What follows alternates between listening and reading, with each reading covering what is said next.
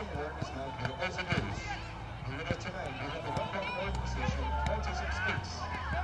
Running with the 68 people are diagnosed with autism. We have the other members of child with autism. 96 speaks has been to the message school in autism science and Africa's oil position. We can find a research into the process. The national treatment for autism. Patient awareness of autism. Spectrum. There's been a lot of help to the parents of the staff at Autism Speaks, and I'm here at the team tonight. Go back up.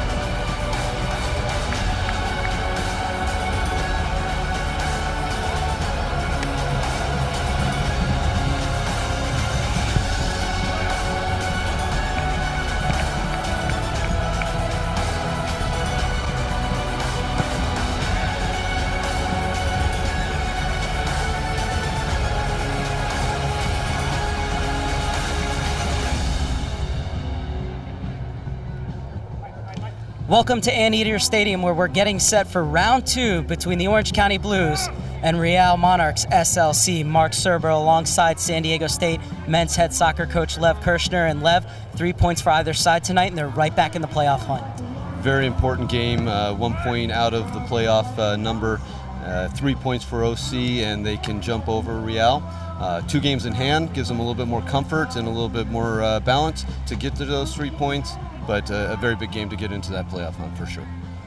These clubs met in Utah back on May 21st, and even though Dusan Stefanovic gave the Orange County Blues an early lead with a thunderous volley, it was Real who ran out 3-1 winners. Here's the highlights from the first of 3 meetings between these clubs this season.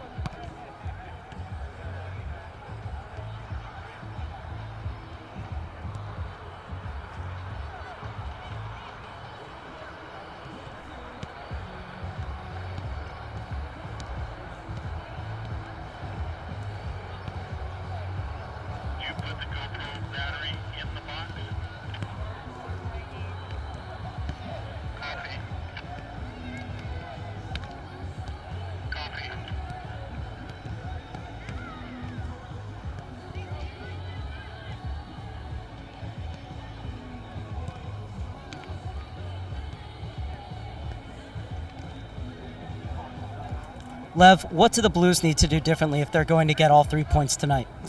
Well, they've got to be a little bit more sharp and clinical in their finishing. In all my years of coaching, I've never seen a team hit as many posts and crossbars as this team has all year. So if they can just get a little bit sharper on their final touch, find the back of the net, I think they'll find some great success tonight. Well, two of the players that are certainly capable of providing those goals for the Blues are Nikola Ilic and Trinidad and Tobago international Trevin Caesar. Earlier this week, we got a chance to catch up with both of them to get their thoughts on the season and the mood in the camp ahead of tonight's match. We're here with Nikola Ilic. You're in your second season. How does your sophomore year compare to your rookie season? This year, I think training's just been a lot more organized since last year. We've figured out more tactically of what we're trying to do, and I think we're implementing that in training sessions. And as for the difference, I just feel like I've matured since I've finished my first year, and I'm just looking to finish off this year strong. And what's it like playing for the likes of Oliver Weiss and Barry Venison, two coaches that had amazing playing careers? It's definitely a blessing because, they've had, like you said, a lot of experience. So, the fact that I'm playing under Barry Venison and Coach Oliver Weiss, it's just helping me grow as a player and see things that I wouldn't normally pick up on by myself. And Coach Venison gave you a huge compliment. He said you are one of the players that keeps yourself in top condition, always has something to give. What is it that you do to keep your body in optimal shape? Just giving 100% every day in training session, just making sure I put it all out on the field and getting my recovery in at home too. Just making sure I'm taking care of my body and ice bathing. And you're in a midfield that is packed with quality and depth. What is it like fighting for a starting spot day in and day out? It's definitely a challenge, but I relish the challenge because I'm playing against or fighting against Didier, Pavle, Ivan Mirkovic, guys who have a lot of experience, who have played in Europe and at a higher level. So that's somewhere I'd like to be someday. So I get to learn from these guys and at the same time play against them and try and earn a spot. Now you've seen the Real Monarchs SLC once already this season. What can we expect from them on Saturday? We're going to expect them to be a passing team, to keep the ball on the ground, play possession. So we're going to do our best to contain them and hopefully come off with a win. And what do the Blues need to do to get the 3 points on Saturday? We got to focus on hitting the target, scoring some goals, and obviously keeping a clean sheet. That's our target. Well, we remember the belter you scored last year. Looking forward to seeing more of that this year. Nikola Ilic, thanks so much for joining us, and good luck on Saturday. Thank you. Here with Trevin Caesar. How are you enjoying your first season in Orange County? It's been great. It's been difficult for us because we've been, losing too many games, but we are working hard to, change that in the other direction. So, and everything else has been great. So, I've been just, working hard towards preparing for the rest of the games and the rest of the season. And in this day and age, it seems like there's so much more to being a forward than just scoring goals. What else is required of the number 9? Well, the most important thing is scoring goals, but we gotta help the team win back the ball, stay focused to stretch the defenders, and as you said, the most important thing is scoring goals. And so you've already seen Real Monarchs SLC once this season. What do you expect from them come Saturday? They're a pretty good team. We've played them once, we lose 3-1, but it was difficult, but it's gonna be better. Saturday coming, and we're gonna give them a fight. And what do the Blues have to do to make sure you guys get the victory on Saturday? Score goals, clean sheet. And finally, you are a Trinidad and Tobago international. What does it mean to you to pull on that jersey and then to go out and hear your national anthem being played? It's a great feeling, a wonderful feeling playing for your country. There's no other feeling, there's no other way I can, change it, but I love it and I love playing for my country. And obviously you still have a long way to go in your soccer career, but up to this point, what has been your most favorite moment or favorite memory so far? Playing for my national team and winning the NASL in 2014, so it's been good. And for this year, champions of the USL. And finally, what is who I should say, is the best player that you've ever played with or against?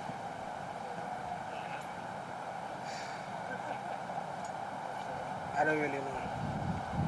But we played against Argentina in 2014, but I didn't play the game, but watching, guys like Messi and Di Maria, Aguero, just great football guys and, world-class players, so it's been great for me to, see them live, watching them play. You got to play against Mexico and Chicharito, right? Chicharito didn't play that game, but he played against Mexico. What do you think about Mexico's chances in this Copa America Centenario? Oh, they're doing pretty good. Yeah, Mexico is a pretty good team. Not that physical, but they move and run a lot, so it's very difficult for other teams. But in this day and age, football is all about who's scoring goals at a time. And TNT in qualifying, you guys have been scoring a lot of goals. Yeah. I've scored two goals for my country in my last World Cup qualifiers games, and it's been great. So we're gonna continue, pushing and working forward to making the World Cup in 2019. Trevin Caesar scoring both goals for both club and country. Trevin, thanks so much for joining us, and good luck on Saturday. Thank you.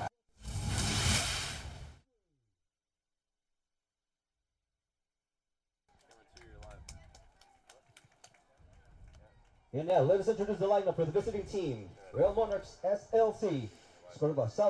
We're minutes away from kickoff between the Orange County Blues and Real Monarchs SLC.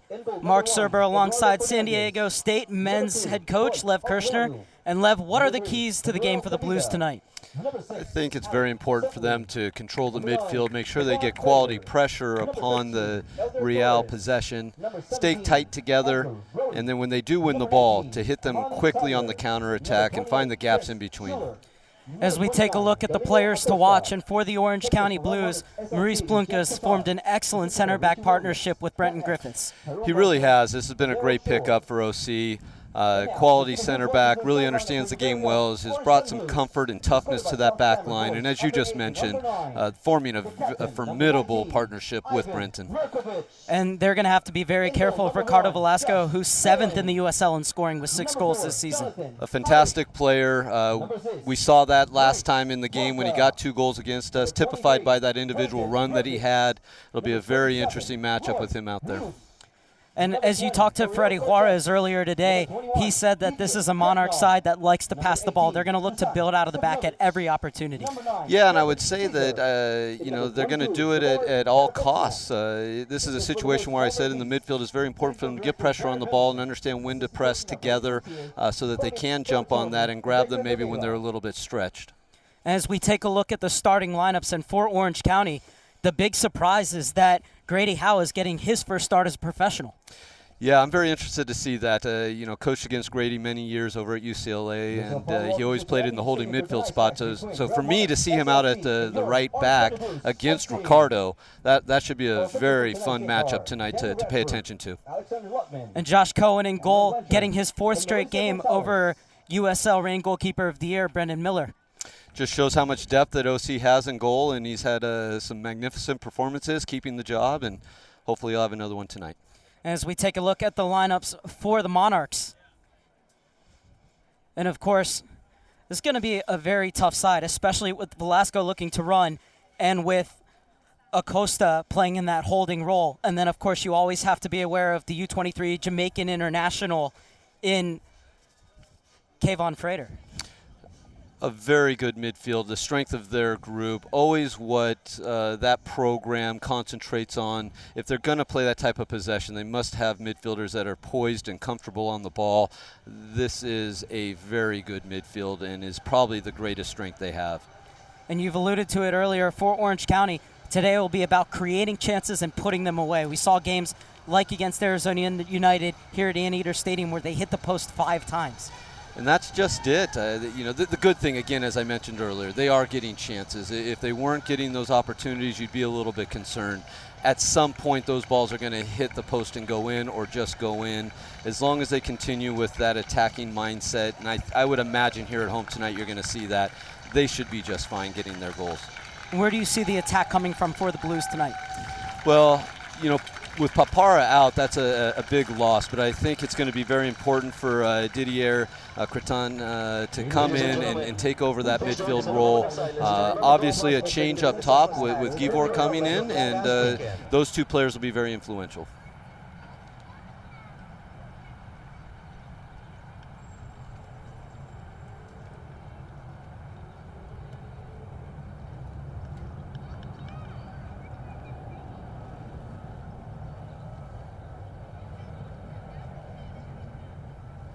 Thank you very much. And now, That moment of silence in memory of those who lost their lives in the horrific events last weekend in Orlando. Our thoughts and prayers are with them and their families and everyone affected by that tragedy as we now honor our nation with the playing of the national anthem.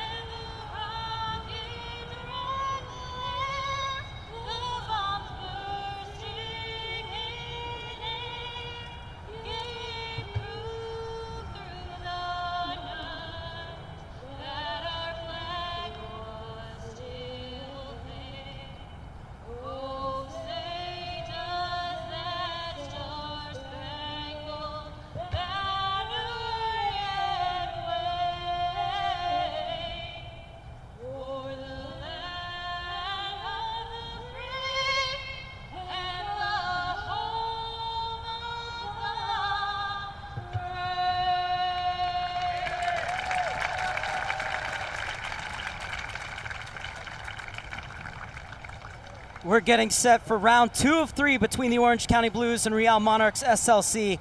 Mark Serber alongside Lev Kirshner. And Lev, this is a big game for Orange County, especially considering that after this they have to go on the road for the next 3.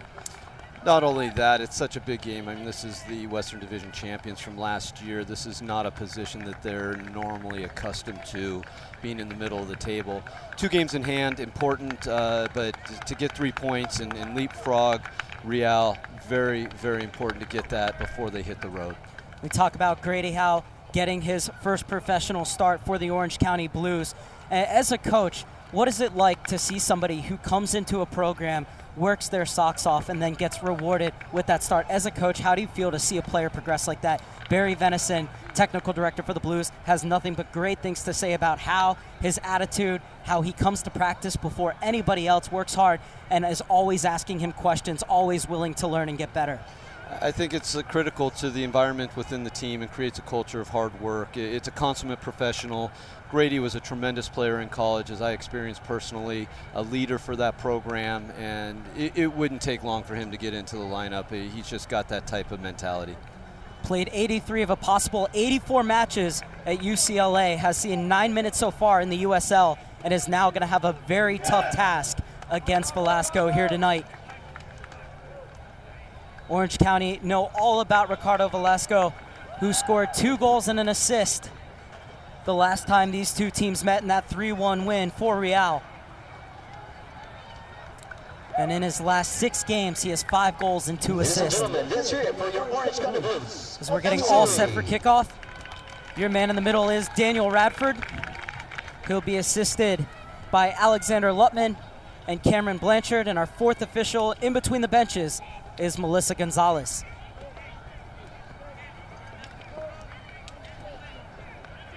The Monarchs are all set to kick off. Orange County still in their final huddle.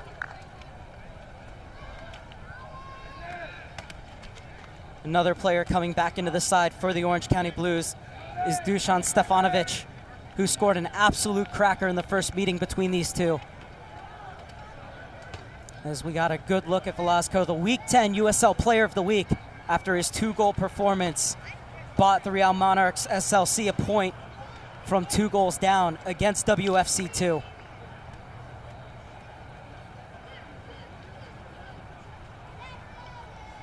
Is Daniel Radford just making sure everything's in order.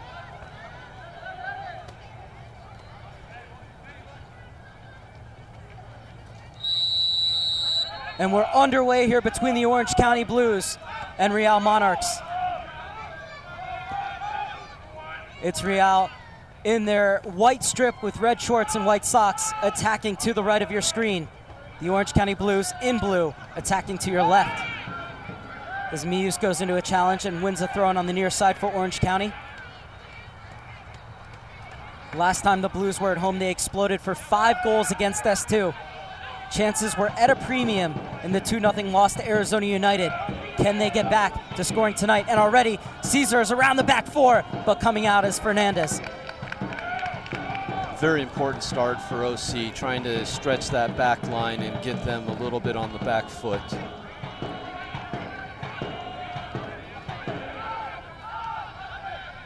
Hopefully they will maintain some sequence of passing here and move them around. Mirkovic. Howe with his first touch. Dusan Stefanovic walks inside. And Howe with the cross. And Caesar able to win the header. Acosta with the second one. And Schuler trying to help it out of the box. And Orange County are going to maintain possession deep in Real's territory.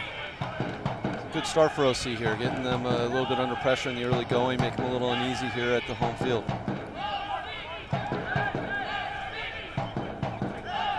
Howe waiting for movement. He gets it in the shape of Cortez, who's dispossessed. Plunke. And the Blues will hit the reset button as they get it back to Brenton Griffiths in the 2nd minute. Mius. Cohen.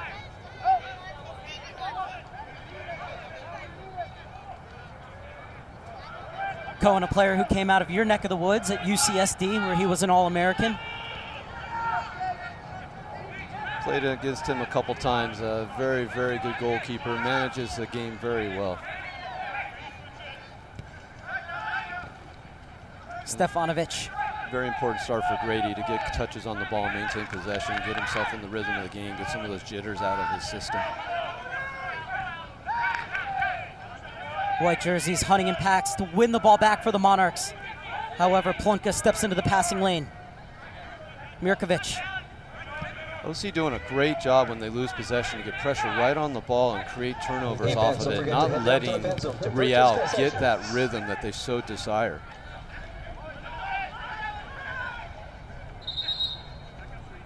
Well, that's one thing I wanted to ask you about.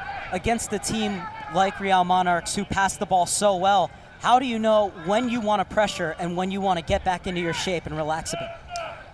Well, it's really important to take a look at where the ball is and when. If you have the numbers around it, then you can try and jump. If there's time and space on the ball, you've got to kind of keep your shape, make sure that you're not creating gaps within your team. Bad touches would be another one. If there's a bad touch, you want to jump that, and then as a unit, you go together. Arnone coming up to take the throw in for Real. And it's headed away by Griffiths, but out for the first corner kick of the game, and it goes the way of the Monarchs. So important to defend this dead ball right early in the game. Beginning of games, to have the concentration levels that you'll have maybe 30 minutes in is very difficult. So games can be decided on this one kick. Very important here.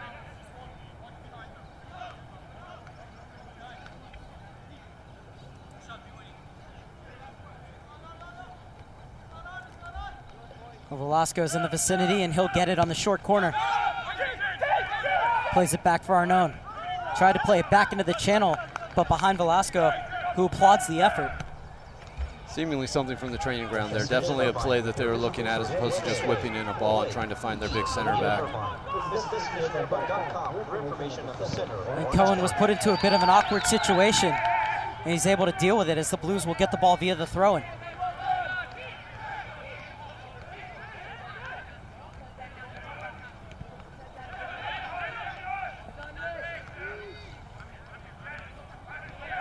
Mirkovic fighting for it. He's able to get it away from Elder Torres. Blues unable to clear their lines though, and here comes Real once again. However, this one will be easy pickings for Cohen. I like the early distribution to get it to the weak side, give a lot of time and space and relax that a little bit. Real just went back onto what OC was doing to them, putting pressure on the ball early and creating turnovers on their defensive third.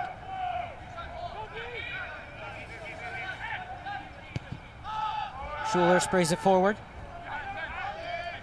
Skips past Frater, and Cohen coming a long way out of his box to get that one. Leaves it off for Plunka. Finds Mius. Inside for Krittna.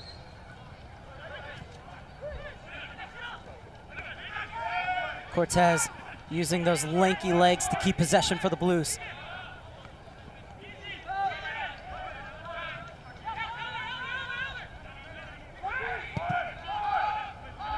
Again, the pressure on the ball right away, creating a longer pass, which takes them a little bit out of their comfort zones. Obviously did well to hold the ball up top, but that is not their first plan of attack.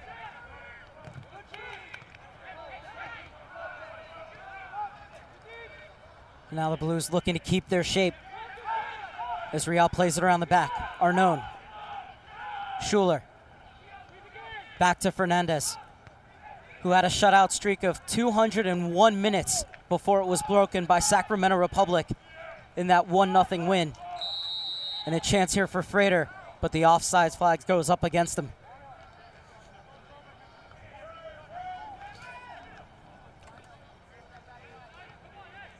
Lalo's a very good young goalkeeper who is starting to really come into his own. Spoke with Freddie earlier and has been very impressed with the maturity that he's had over the last 2 years.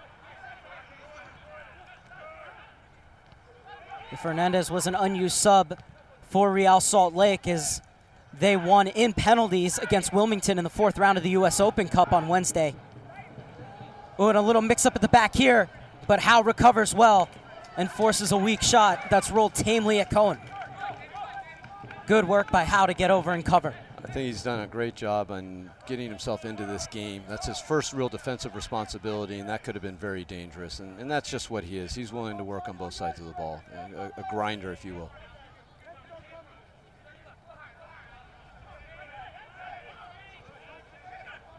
That was a very dangerous moment, and he came in and made sure that nothing really came of it. And as you said, a routine save at the end.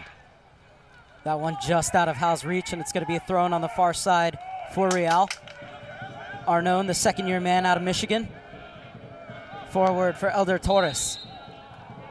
The U23 Honduran Internationals bought down a free kick for SLC, a chance to float this one into the box. However, they elect to play it quickly. Schuler making his 6th appearance of the season.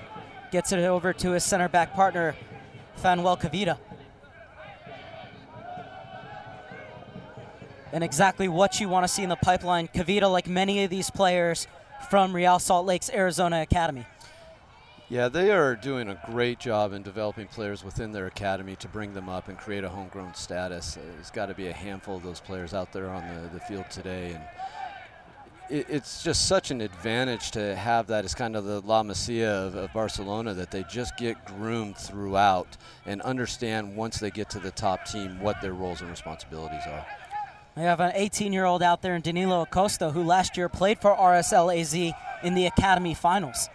A phenomenal player. It was a young man that we have known for many years and had on our campus, and fortunately he's here instead of our rivals. So a tremendous talent. You'll see him in the MLS someday for sure. Cohen's goal kick.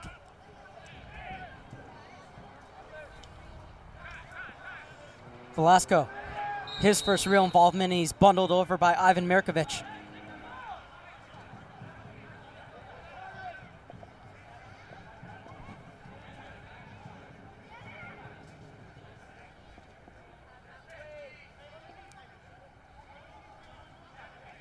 Good to see Gavor Karapetyan back out there for the Orange County Blues.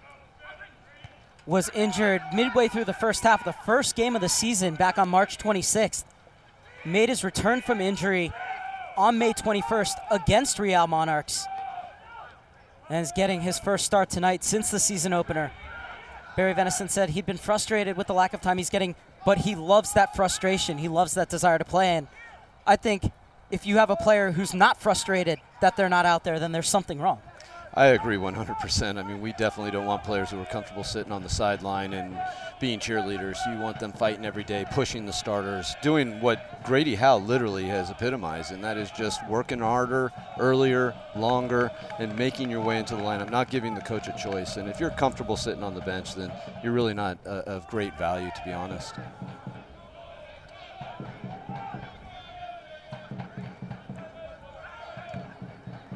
Griffiths. Forward for Karapetyan. Well stepped in by Cortez. And over the head of Karapetyan. Fernandez comes out to take. So just over 10.5 minutes played. What have you seen so far, Lev? I see two teams fighting for positions inside the table. It's obvious that these both teams recognize how important the points are for this match. You know, it's a situation where it's become a very aggressive game. The rhythm hasn't been found. There's been pockets of it, but as far as the entire 10-15 minutes here, you know, it's still trying to find its way.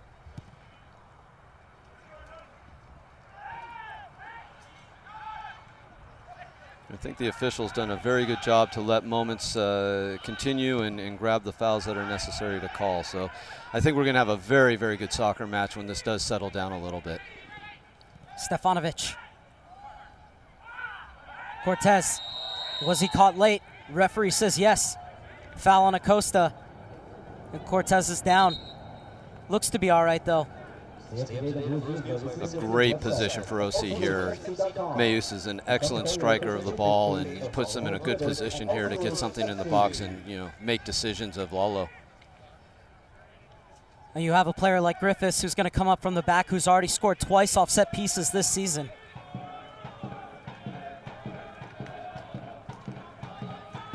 Plunka getting in there as well.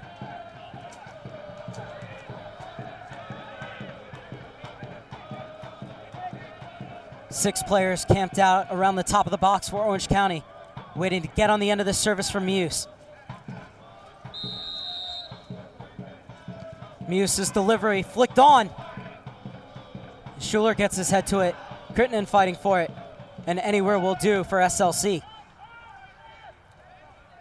Very good service, getting it over that first defender, dropping it right around that penalty spot. Maybe could have been a little bit deeper to cause more trouble, but as you saw, the flick created a lot of struggle for them in getting that clearance, maintaining the possession off of that, obviously. Crittenden.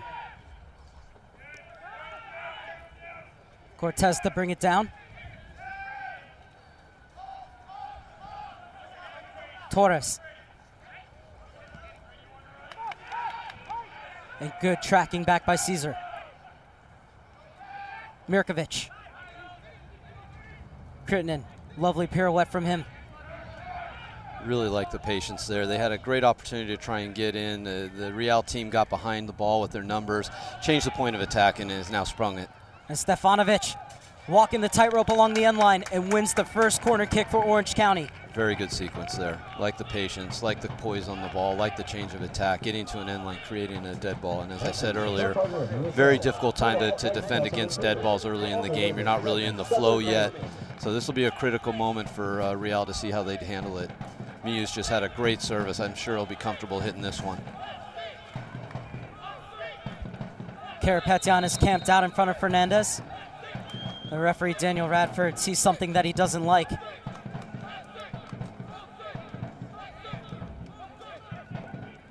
Karapetyan joining Orange County this season from the Armenian Premier League.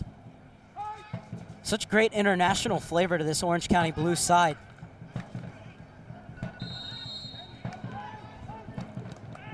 Muse to the back post, over Fernandez, but over everyone as well, and out for a goal kick. So the ball wasn't placed in a bad area, just nobody able to get on the end of it. Yeah, I'm wondering if there was a cross of communication there, that he was actually trying to get to that back post and no one understood that. It was a good ball. He hit a good ball, but it just seemed as though nobody really understood it was going there. Schuler. Again, great pressure by OC to make sure that they don't get that rhythm, knock that longer ball. And with the two central defenders for OC Blues, that's creating a lot of struggle for their attack and their rhythm.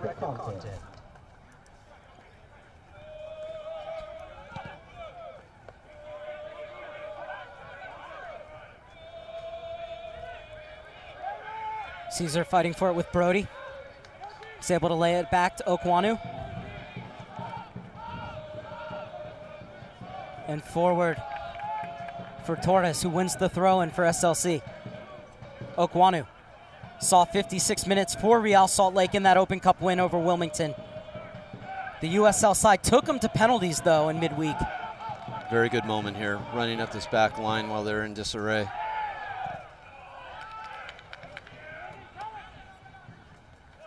Referee waving play on. Brody chasing. Miu shielding him off.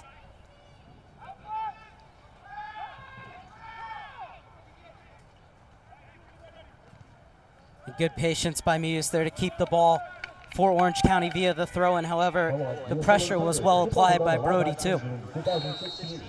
No question there. I really like the way Coach Oliver Weiss has got the team organized. He's got them higher up the field, putting the pressure on, keeping them from getting that rhythm again. The team's got good shape. They're doing it with numbers, and it's creating these moments here where now they get pockets of space and have this opportunity for service in. Good target play from Karapetyan. Good service from Howe, and the header just wide from Stefanovic. But that's exactly what you want to see from an OC Blues perspective. Grady looks like he's been playing every minute of every game so far. He looks very comfortable out there. Beautiful service, a great header, just by the post. It was unlucky. Stefanovic looking for a second goal in as many games against Real. As you can see how high they are, they're not going to let them have the rhythm off goal kicks. Puts a longer ball in and gives you opportunity to win this right here. And now you get control of the game again. SLC breaking. And Cohen coming out to get there before Velasco. So that's the first time we've seen Velasco played into space. That would be my contemplation with Grady out there, is the pace. But he's such an intelligent player that he really knows where to be before the ball gets there. And in that moment, that could have been exploited. But fortunately, Grady did a good job in reading that entry ball. That's a lovely spin from Frater. And still going Frater, riding challenge after challenge. And the referee plays advantage. Velasco, Arnone. Acosta can't get past Cortez. And now Karapetyan chasing. Deft touch from Griffiths to keep the ball for the Blues. And this time Mirkovic will win the free kick in the center circle. And you talk about Oriel Cortez coming in for the injured Popara. And there's such quality and depth in the midfield for Orange County. So we'll get back to that in a second as Caesar's looking to get into the channel. Able to hold it up. Skipping across the face of goal and out for a corner kick. But I think when you talk about the quality and depth, as Barry Venison said, because Popara had to come out and Cortez is coming in for him, they're such good players that the only thing that changes is the number on the jersey. They can still play the same way. Yeah, it doesn't change the overall look of the team. It definitely puts them in a position to maybe have different qualities within Oriel in comparison to Popara, but the same possession is there. Something from the training ground for the Blues, and Karapetyan unable to direct his shot goalward. That one was always rising, but a great move coming from around the scrum in the middle, from the back post to the center, and the low ball played through to him. I do think it'll be important to get Cretinon on the ball as well in that midfield, as he kind of comes underneath and picks up things inside pockets of that midfield and back line of Real. Trevin's done a great job in testing that back line with his pace and trying to get behind and maybe stretch it so you can create those gaps between the midfield and the backs. Griffiths. How?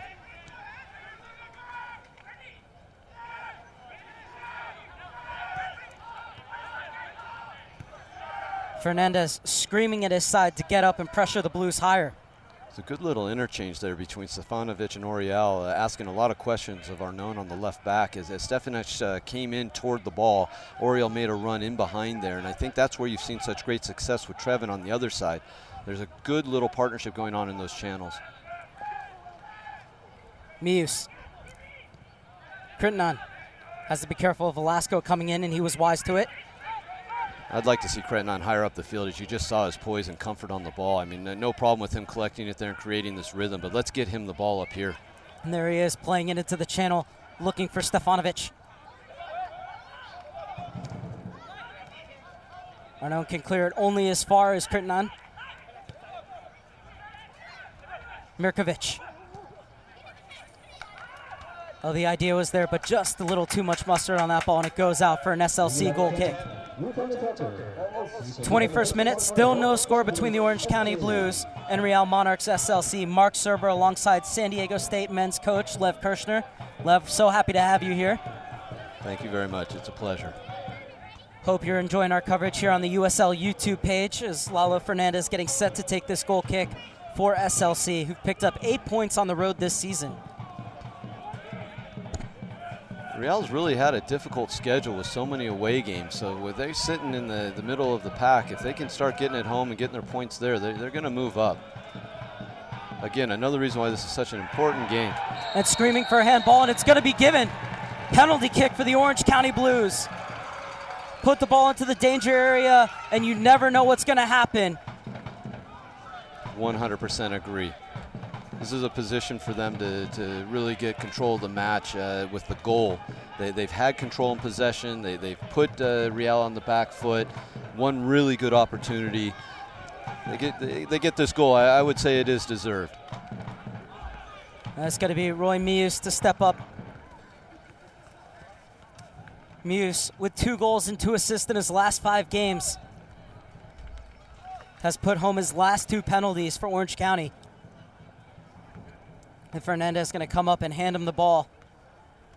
That little stare down between shooter and keeper. Little gamesmanship going on there. I think Mius is too much of a pro and vet to worry about that. He's been in this position before. Mius to give Orange County the 1-0 lead. Fernandez got a lot of games going on, pointing one side, pointing the other, standing up on top of the ball.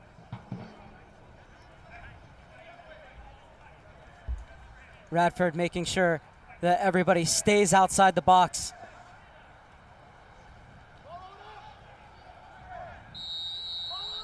It's Mius versus Fernandez, and Mius wins. Perfectly placed. Orange County have the lead. Great poise on that, taking the stutter step to see if the goalkeeper was going to move early. Keeper held his ground, tucked it away side net. Can't make a save when that ball goes in there, low and hard.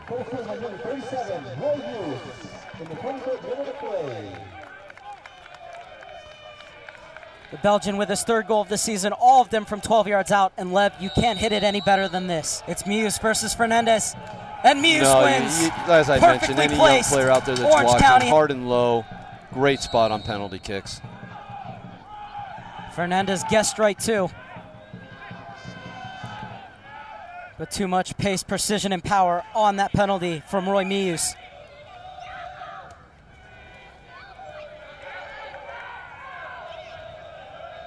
And Frater thought that should have been SLC's ball, but it's going to be a throw-in for Grady Howe and company. Frater's going to be a handful. They got to keep a good eye on him. He's powerful. He's got skill. He's very comfortable at running at players. That's going to be a big matchup. As much as we're enjoying the Grady-Ricardo matchup, this one right here is an important part of OC's success in the defending tonight. Clipped into the channel for Velasco. Has some space. Picks his head up. Threads it across. And Torres was unable to bring it under control. Need to watch that back post. Too many players there. Now he does. Okwana with the service. repelled by Griffiths. And now it's SLC who will recycle their runs. It's a good little response, though, from the Monarchs. And the shot from Velasco. Safety first from Josh Cohen as he pushes it over. Too much quality and experience with the Real team.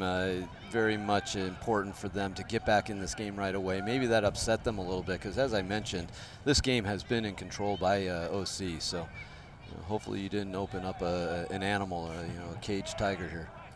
It's going to be Torres and Velasco over this corner kick once again. Last time we saw Torres touch it short to Velasco. This time Velasco is just going to send it in near post, flicked on across the box. Yeah, candidly, I would have liked to have seen that on their first corner kick. I always like testing things in the early parts of the game and trying to do the training ground. That might have been in a better situation down the road, but both had good efforts, both understood. That one, very dangerous. Obviously, ball bouncing and skipping through the box.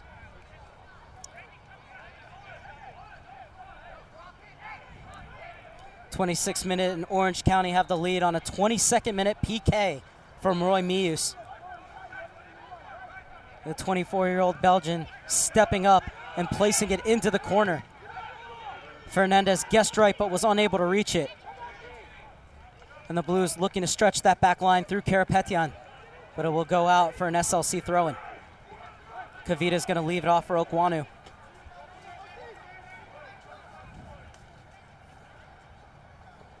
Okwanu in his second year out of UNC is a member of the U.S. U23 national team player pool. And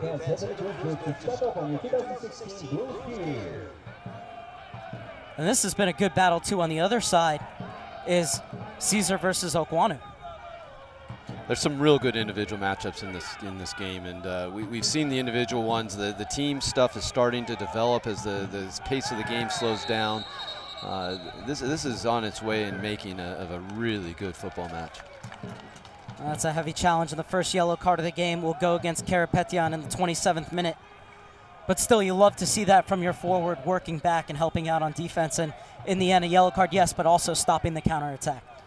Yeah, smart foul in that regard, and one with effort and discipline. As you mentioned, you like that as a coach. Your forward's tracking, he's chasing the player down. You would hope he's not going to take a yellow, but if someone's going to have a yellow, you'd rather that be your forward than your center back.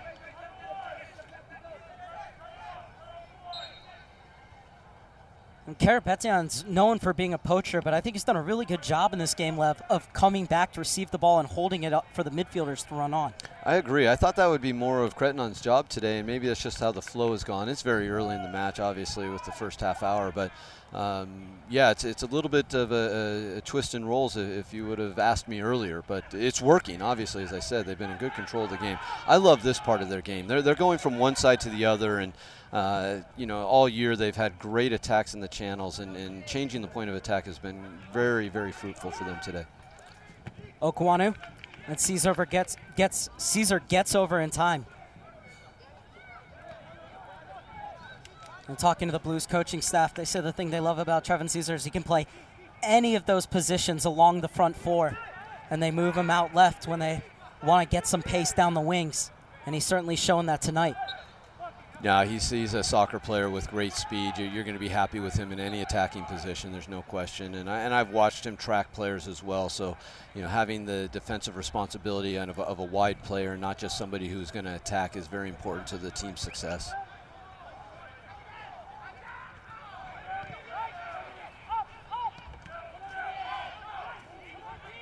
Blues win it high once again. Caesar on the overlap. Karapetyan's in the channel. And it's well stepped in by Kavita. The Blues can't believe that it's the Monarchs throw-in. Nevertheless, it's into Brody. I've always been a big fan of wide players running at backs early in the game to try and test them. Trevin's been a little bit unlucky. His touches have been a little bit long, and to the credit of Real, the defenders have done a great job. But it just takes one moment, and if he can just get them on that back foot, unbalance them a little bit with some deception, he might find himself going in to goal, either himself or laying it off for a tap-in. Karapetyan. But OC's doing a great job of pulling defenders out of their back line to find the second ball.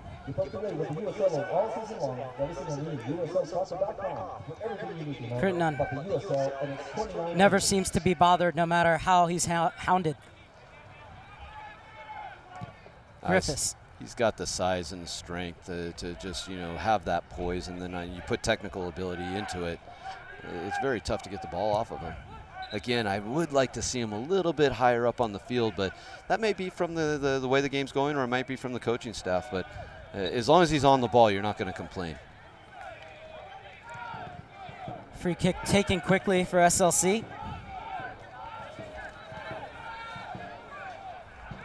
Get into the game through the USL social media channels. Follow the USL on Twitter, Facebook, and Instagram for news, live game updates, and video highlights from across the league.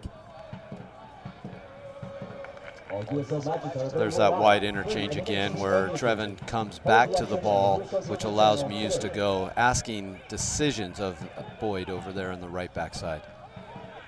We're past the half-hour mark at Anteater Stadium. The Orange County Blues with a 1-0 lead over Real Monarchs SLC. Lev, how did that 22nd minute PK from Roy Muse change the complexion of this game? Well, to be honest with you, I think it hasn't changed anything. I feel they deserved it as far as being in control. Maybe not great chances. The one good one off the service from Grady. I'll let you go here. Good reverse ball. Caesar picks his head up. Played across. Only as far as Howe. Volley tailing away from goal. But a good opportunity, and once again, the wingbacks getting forward for the Orange County Blues, and with some success as well. Yeah, and this is what I mean. I don't know if there's been any change in complexion. It's been really OC that's had good control this match, put themselves in on the front foot, and asking a lot of this Real team. They are completely out of sorts as far as their normal game plan, and that's to the credit of OC.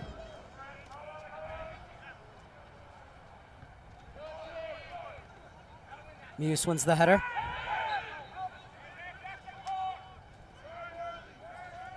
Free kick as Kirtnan was bundled into. Make that Mirkovic. Such a steady player in front of that back four, Ivan Mirkovic. Nike is a proud partner of the USL. Follow @Nike Soccer on Twitter for all the latest Nike Soccer information.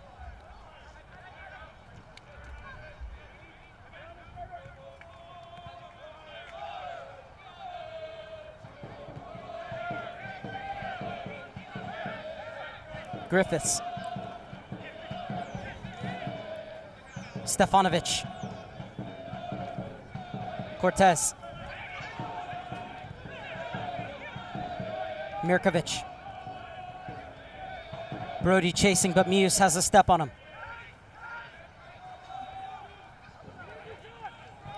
That's a good run. Another ball to the box. Karapetyan! Wait, the flag is up. It will not count. Karapetyan can't believe it.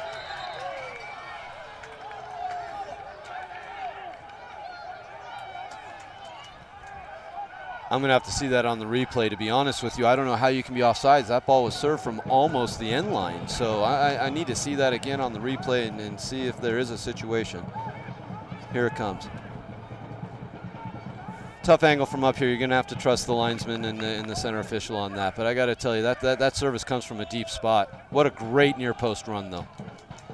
So critical to sit at that near post and at least have that run, even if the ball goes past you. You make the keeper come and get stagnant. And this time, Sunley is going to go into the referee's book. There's another buccaneering run from Stefanovic.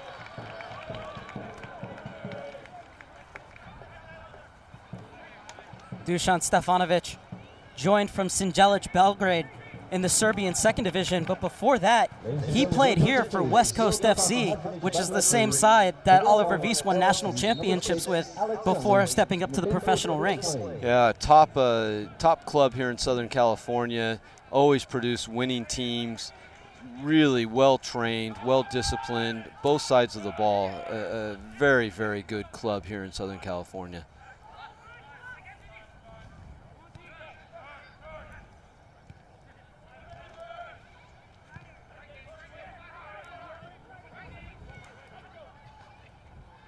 The Blues changing positions fluidly in midfield. It's got to make it so hard for the midfielders of SLC to decide who to mark when players are coming in and out like that.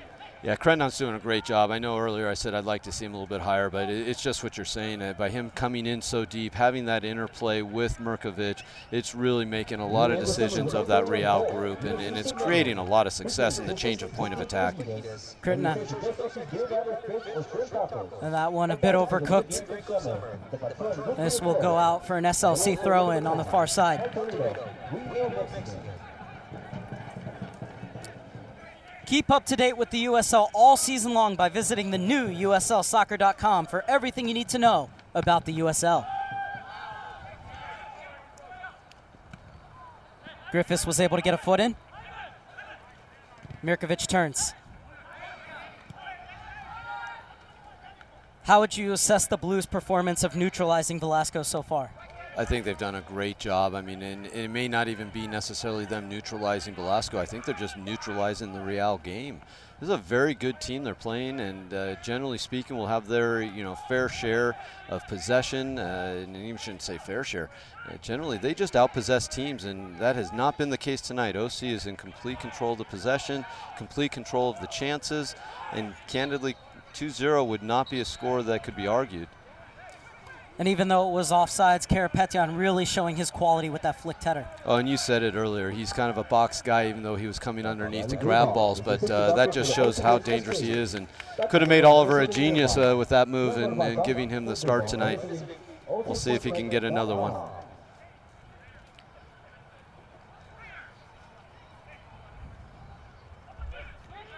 Kavita likes to play it short. Flicked on just over the head of Torres.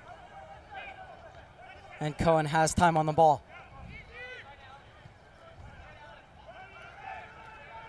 Muse, the goal scorer. Looking direct first forward. Was flicked onto a good area, but it was well read by Okwanu. Griffiths with an authoritative header. As Velasco looking to run in the channels, but Griffiths has the angle.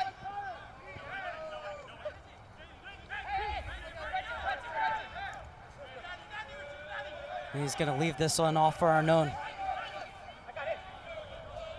Velasco with 6 goals and 3 assists on the season. So this time Griffiths is able to get it clear. Arnon back in. Griffiths again. Karapetyan chasing Kavita.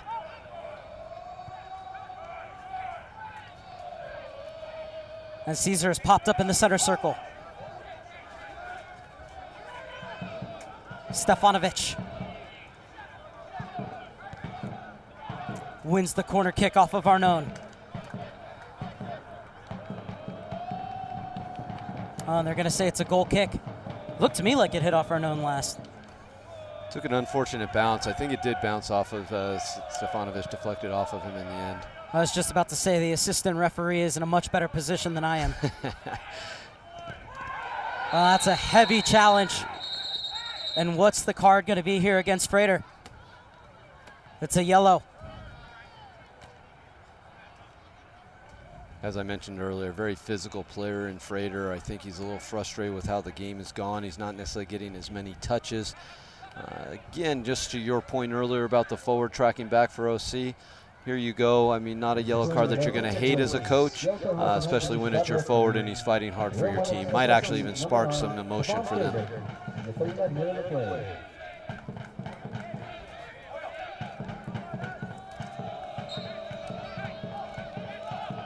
Cortez set up like he wants to play it short. Frustrated with his heavy touch in the end. And immediately back on the ball. Again, putting the pressure, creating these longer passes that I got to tell you are outside of the Real. Elder Torres tried to slip it in. Quickly off his line is Cohen. Yeah, that's just outside the Real DNA to knock those 30-yard balls into the forward. It's a situation that OC has really done a great job to put them on those heels, getting themselves in positions here with change of attack to get behind their midfield. It's a really good half for them. Howe onto his left foot. Over to the near side. Laid off for Mius. Little touch out wide. Curled to the far post. Good positioning by Fernandez.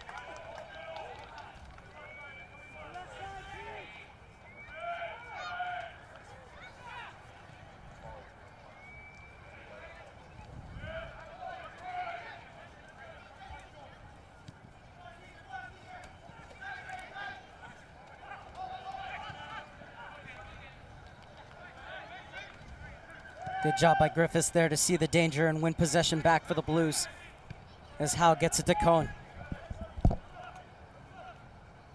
Mius to bring it up the near side. And Mius wins the free kick.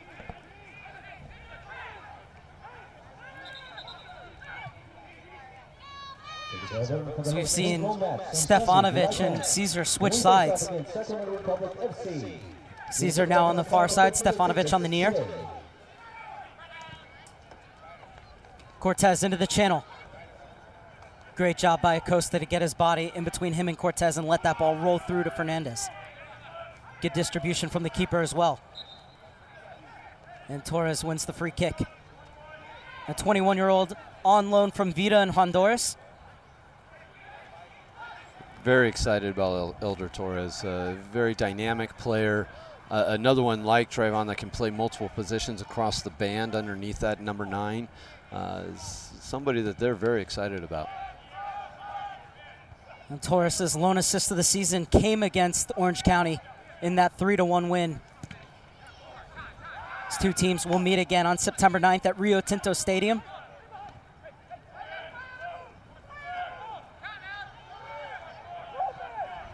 Mirkovic stands his ground.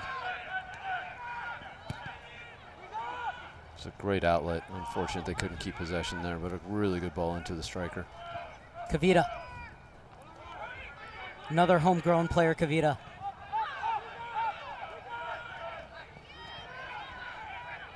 And this is Schuler in the 42nd minute.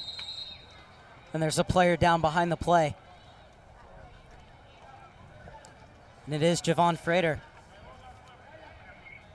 the 21-year-old on loan from Harbor View FC. Referee Daniel Radford checking on him, and will call out the SLC training staff. I didn't see much on that. I'm kind of interested what took place. Didn't see much contact, didn't see a twist or anything of that nature. Be curious.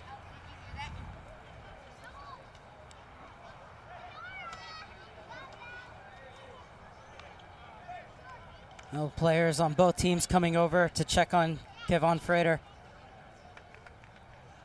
Collecting some fluids as well. It was a very hot day earlier. The sun's gone down a bit and cooled us off, but fluids will be so important towards the end of the match. Well, let's be honest here. It's a hot day by Southern California standards. Anybody watching who's a fan of teams on the East Coast would be laughing at us right now. I think we were nearing 90 degrees today, but certainly no doubt when you're talking about the Arizonas or the humidities of the East, fair point. I've gotten a little soft in my days here, 18 years in San Diego. And Frater walks off to a round of applause from the fans here at Anteater Stadium. The fact that he's come to this far side, or this near side rather, means that he's going to come back in.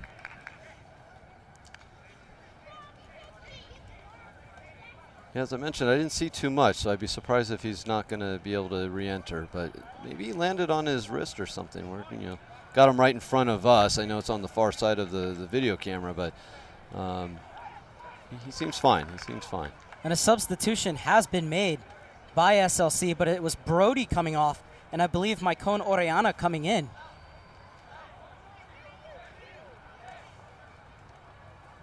Now that's interesting. That's a very early sub for a professional match. So there must be an injury or something going on that. Meanwhile, Frater's asking for... Well, is there a second substitution coming on? Number 17, Andrew Brody. Number 11, Maicon Orellana. So Orellana, the 22-year-old El Salvadorian international, is in. And Frater is now walking around the field. So we'll check and see if a second substitution has been brought on as well. And Karapetyan sportingly gives the ball back to Fernandez. So we're inside the final minute of the 45. And Stefanovic will be whistled for a foul. But after that injury, you have to feel there'll be at least 3 minutes of stoppage time. I still haven't figured that one out, to be honest with you.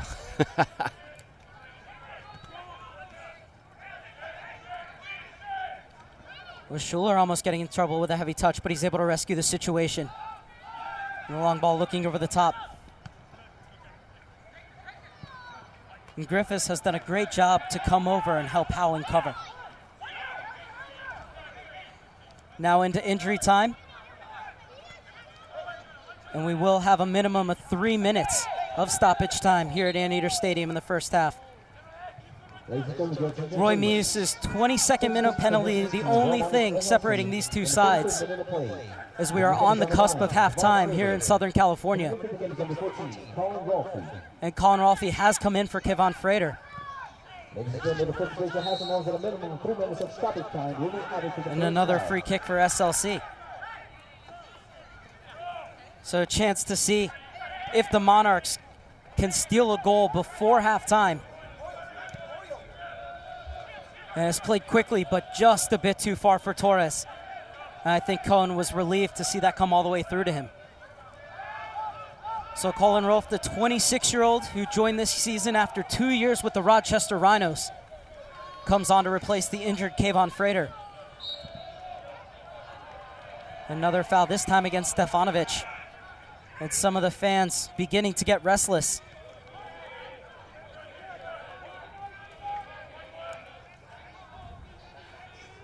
As a coach sitting up here watching the game, this is where I would love to be a fly on the wall over there at the Real bench to know if that was an actual injury sub, both of them for that matter, or these are tactical moves. They're a little bit different type of players being put into that forward line, so it could be a tactical adjustment. But that is very early in a match, as I said earlier. Good pressure being applied by Karapetyan, forcing the ball back to Fernandez.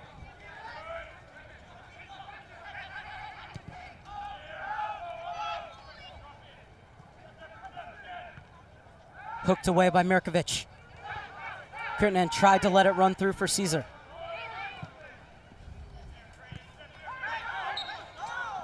And Velasco had the inside track, but it hit off his hand. I mean, maybe that's why he had the inside track, had the fortunate touch of his hand to get him going forward as Grady was running to follow the path.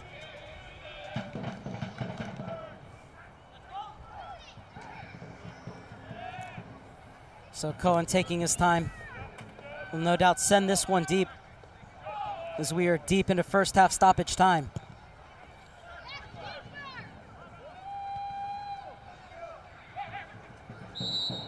And this time it's Howe who's whistled for the foul. Another good foul to stop the game late here, keep it in their half, and try to get to the intermission. Schuler wants to send this one long. And now it'll be the last kick of the first half. 1-0 Orange County on a 22nd minute penalty from Roy Meus after a handball was spotted in the box by referee Daniel Radford. Meus had to wait a while Radford sorted out all the players in and around the top of the box. But Meus kept his cool, stepped up, and slotted it perfectly into the corner beyond the reach of Lalo Fernandez, and Orange County have the 1-0 lead. And you have to say that they're worth it. It is deserved. The thing that I would worry about going into the intermission is losing that rhythm. I mean, it was such a good first half. One of the better ones that I've witnessed, and I think that you get these 15-minute breaks sometimes, and it can hurt you because you're losing that rhythm. A very, very good game plan by the coach. I think they're putting and applying great pressure onto Real, getting them out of their comfort zones. But this is a very good Real team. I think they're going to be asked a lot from Freddie, and I think you're going to see a different style and intensity from them come the second half. And if you're Freddie Juarez, what are you saying to your side in the locker room? I think one of the things for sure is that the midfielders are coming back to get the ball off of the back line, and they're just not utilizing them as much as I think they would normally like. So I think they're going to look for some more interplay and passing sequences within and interchanging between the midfield and try and get that build-up going. And if you're Oliver Wiese in the other locker room, what are you saying to your Blues side? Well, one other thing I do need to mention, I think Real's going to really look with this adjustment and putting Rolf and Maicon, who are a little bit more direct players, to try and get in behind the back line. And I think that's what I would come back to answer your question, to make sure that the game stays in front of us as the OC Blues, to make certain that the pressure maintains, to make sure that the level and the work ethic is continued. And then when you have the ball, get your rest. You move it back and forth, keep the change of attack going, having great success in the channels. They want to continue more of what they've been doing. And that's, like I said, sometimes that 15-minute interlude can be a little detrimental, and you just want to play straight through. If they can keep up what they did in the first half, this game will end up with 3 points for OC Blues, in my opinion. Orange County have a 1-0 lead at halftime. Roy Meus with his third goal of the season. And, of course, the big storyline coming into this game was Grady Howe getting his first professional start. How would you rate his first 45 minutes? Very, very good. Very impressive. You would not know he was a rookie. You would not know this is his first start. And, as I mentioned earlier in the half, it looks like he's been playing every minute. But no surprise to me in that idea. He's a great footballer, a great brain.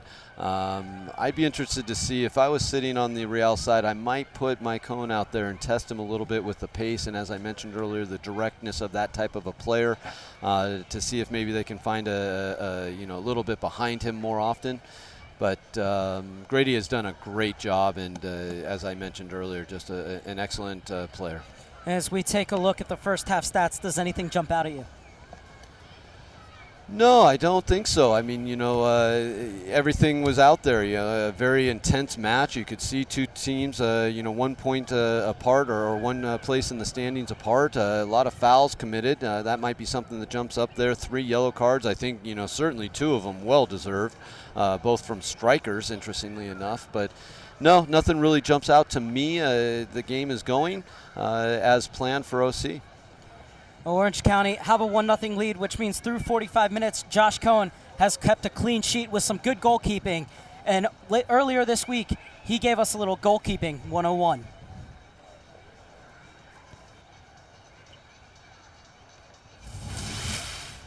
Mark Servo alongside Josh Cohen, goalkeeper for the Orange County Blues. And Josh, you made the move last year to Orange County from the PDL with the Burlingame Dragons. What is the difference moving up to the USL from the PDL? So there are a couple of differences. One of the most noticeable ones is just everything's a little bit faster, a little more precise. In the PDL, it's a lot of younger players, college guys still. At this level, you get a mix of younger guys and older, more experienced professionals, and that shows on the field. Some guys are very precise, a little more composed on the ball. And then on top of that, it's just a much longer season. And so, PDL is less than 3 months. Our season is 8-9 months, and so you've got to stretch it out a lot further and be healthy the whole time. Now, you've had a whirlwind career, going from being an All-American at UCSD to playing in the PDL to signing at the end of the PDL season for a USL club. Now you're in your second year. How have you grown through that short period of time? So every time I've played with a new team, it's always a learning experience. And fortunately for me, every time I've found a new team, it's always been a step up in terms of the level. And so that's really helped me. Just being around great players every day and training with the next level players has always allowed me to help get up that next level, and I'm hoping to continue growing here. And what's it like getting to play under head coach Oliver Wiese, technical director Barry Venison, 2 players who are coaches who had decorated playing careers themselves? It's great. I mean, they have tons of experience, and you can tell they, in all situations, they really understand what it's like from both now the coaching perspective, but also the player perspective.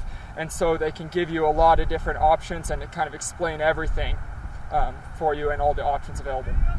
And so I think one thing people think about when they think about goalkeeping is just all the dives and the amazing saves, but there's so many fundamentals into it in terms of how you want to catch the ball, where the ball is in the air, what way you catch it, and also in terms of angles being so important. A lot of times tougher saves can look easy, and it's all because of positioning. So if we could ask you to give us a little goalkeeping 101 and just show us a few things, that'd be really great. Yeah, I can do that. Yeah, so just to start off, one thing a veteran MLS goalkeeper coach told me is that if you're in the right position 90% of the time, even at the the professional level, MLS, Europe, beyond, it's all about your position and where you are. 90% of the time, you won't have to dive. The ball will be at you if you're in the right spot.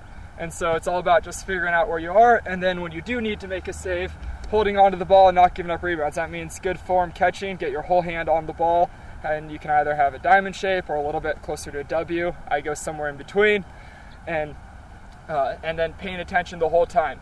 Direct the defense, organize your players, and pay attention to the ball, because you never know when some guy's going to get a quick shot or it might take a deflection. And one thing that I've learned is that you kind of catch the ball or pick up the ball depending on the height of the shot. So for instance, if I give you a ball and I roll it to you, you're going to take it differently. So how do you want to take that, especially to make sure that it doesn't go through your legs? Yeah, so there's a couple different things. If the ball's bouncing on the ground at me, first of all, I'm watching the ball the whole time. A lot of younger keepers especially, they might look up and the ball might hit their chest and bounce out. We don't want that, so a little bit is watching the ball the whole time. 2 hands behind the ball, bring it into our chest. And my knee here, I'm always on my toes and my knee comes down a little bit so that if I miss it, oh, that one went through, but if I miss it, it usually hits my knee, or I can go down quickly and prevent the ball from going through my legs. So then what do you do if the ball's coming at you mid-range? So a little higher, I have my hands out, that same shape that I showed you before, and I try and catch the ball out here. Especially with these guys, the forwards that shoot on me in practice and the players that we play against, their shots are coming in fast. So if I try and catch the ball here, it's hitting me right in the face. So I got to start the catch out here, cushion the ball, and hopefully hold on to it. At what height do you make the decision to catch the ball like this rather than bring it in like I see? At this point, it's just kind of instinct. You go through, you do this 1,000, 5,000 times in trainings over many, many years, and it's just a habit of watching the ball, and it could be a last-minute switch here or a last-minute switch here, but it's kind of just a habit, and you just got to practice. And take us through your thought process when a ball comes in either from a cross or a corner kick. How do you decide when to go out and when to stay on your line? So a lot of it is the position of the ball and where the player hits it. If it's starting position, you want to be big, act big, and then if the ball is anywhere inside my 6-yard box, I want to try and claim it. So I'm coming out, I'm going to try and win it up in the air. If it's way out in front, I got to tack it forward and get there before anyone running in and punch it out if necessary. One thing I love about goalkeepers, just like that, they're always alert. Josh Cohen, thank you so much for your time. This has been Goalkeeping 101 with the Orange County Blues #1, Josh Cohen. Thank you, Mark.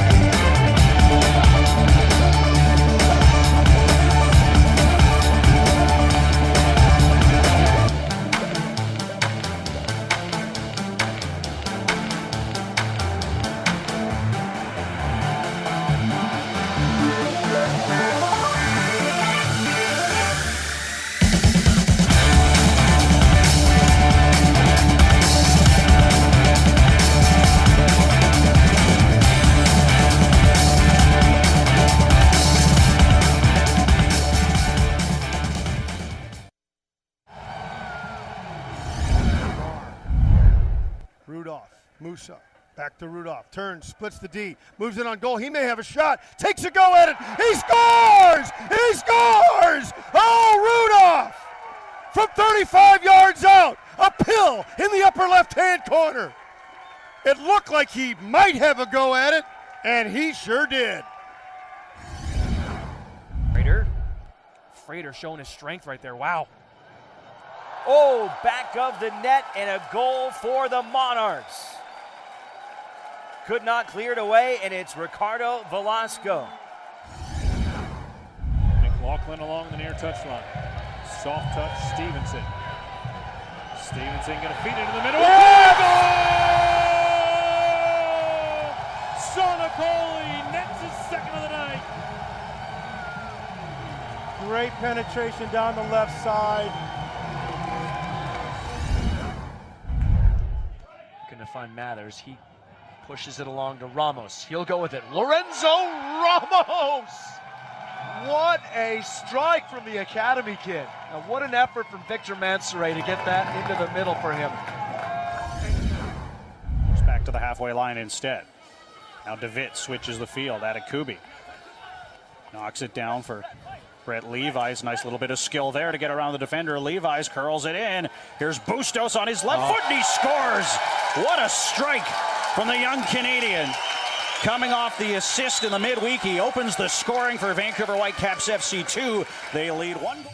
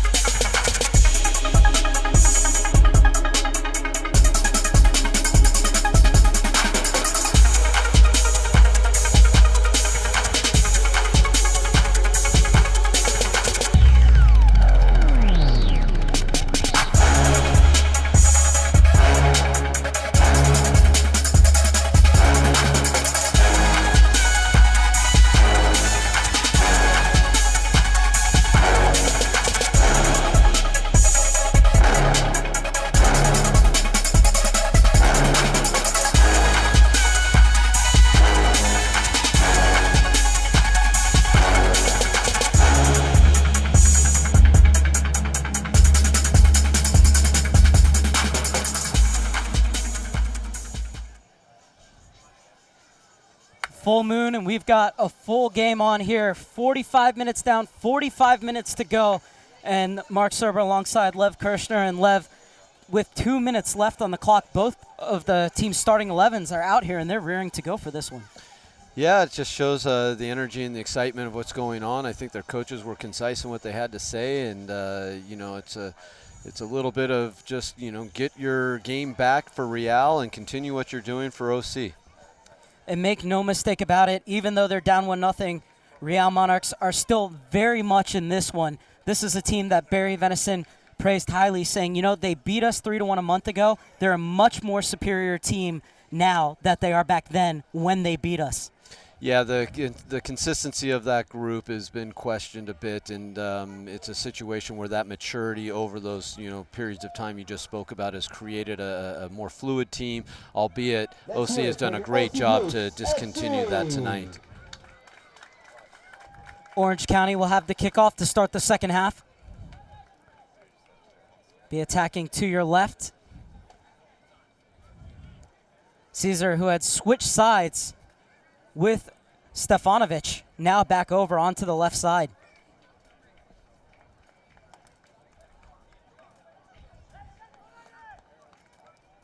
Referee Daniel Radford making sure both goalkeepers are ready. Final 45 minutes from Maneater Stadium between the Orange County Blues and Real Monarchs SLC.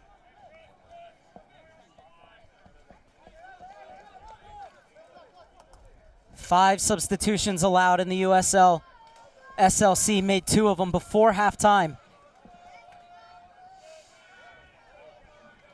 Torres has his pocket picked by Mirkovic. And stepping in was Schuler. Cortez, 26-year-old who joined from the Spanish 3rd Division, gets it back. Mius trying to find Caesar along the wing, but the ball runs out of real estate. Both players decided not to travel with that ball. It rolled right along that line and very easily could have hit the flag and went in instead of out. And Okwano being told to go all the way back to just in front of that flag to take the throw-in. Rightfully so. Again, just good pressure there. I know it's a throw-in, and I know they're locked in, but a very good effort by OC right now in this match. Blues would like to thank Sports One Marketing, a Warren Moon Enterprise, as a co-partner of the Blues. Be sure to make your way down to the FanFest area and visit the booth to collect your virtual gift bag tonight. Helped on by Cortez. Kirtnen trying to barrel his way through. Schuler said no. Mirkovic is quietly having a very good defensive game. Just right here again, there you see him. Just breaking up the play before it can get anything that's of danger. Not allowing Oriana through on that occasion. That's that direct play of Maicon that I was speaking of earlier. I'd be interested to see him over on the other side.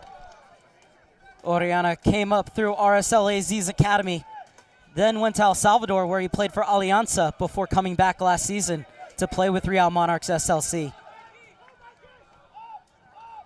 And this is Plunka. Haven't said his name much, but that means you're having a good game when you're a center back. Much agreed. Much agreed. Much like a referee. The less you know about them, the more you know they're doing a good job.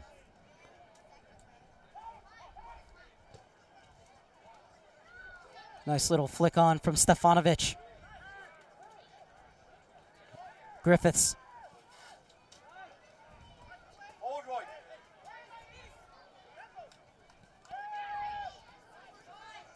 And Plunka elects to get it back to his keeper.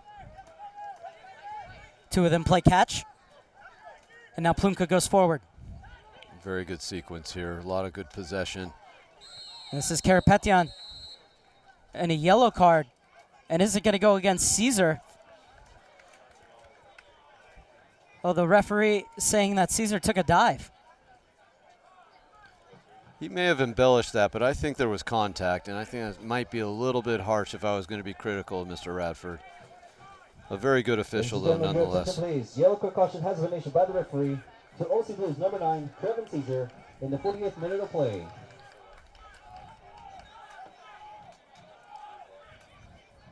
Blues looking for 3 points at home before they embark on a 3-game road trip, starting against San Antonio FC on Thursday.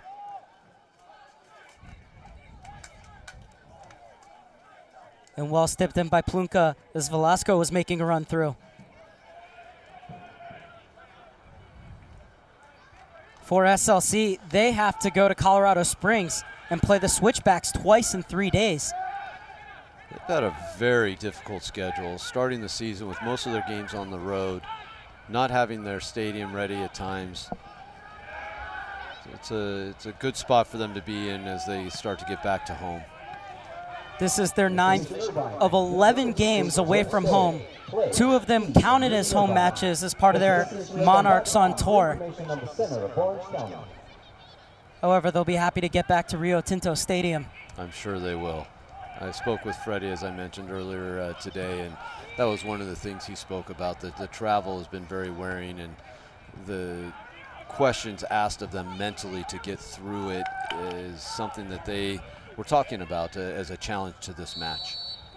Offsides flag is up. So it'll be a free kick out of the back for Orange County. 50th minute. Roy Muse's 22nd minute penalty kick. Standing up as the game's lone goal as Orange County lead 1-0.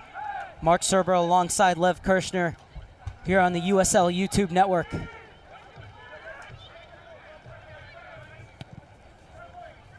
Sprayed over to the far side for Muse.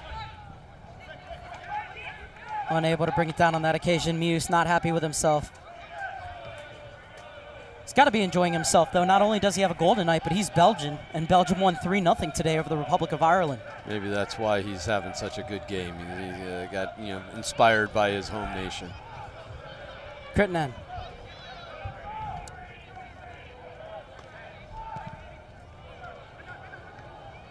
And not a bad ball across the face of the goal. Just a little too much zip on it, and Caesar was unable to get to it on the back post. I always enjoy those balls that are played behind the backs and really test you between the goalkeeper and that back line.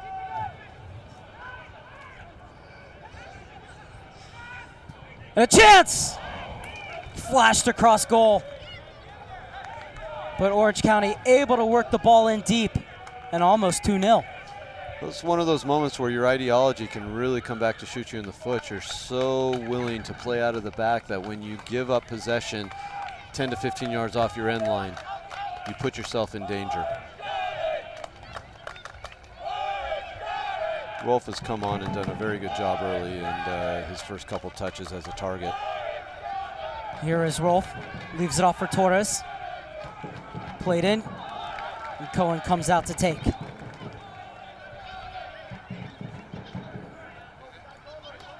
Good distribution out to the near side for Howe. Long ball looking over the top for Stefanovic. Now Karapetyan looking to get in. Well, he doesn't win the ball, Karapetyan, but he forces the chance for the Blues to get it back in midfield. In the end, though, a foul on Cortez. That's another area that's really created such success for OC. Is I've been mentioning the pressure that has created that, but they are picking up that loose ball off of the clearance, or if you will, their attempt to find a player, and then you just go right back at them. And it's been something that's created great success. They've continued it this half, and I think it's going to be very important for them as they try and nail down the 3 points tonight. Okwanu. The Blues, a point behind the Monarchs in the standings, but they have 2 games in hand. Torres. Okwanu venturing forward.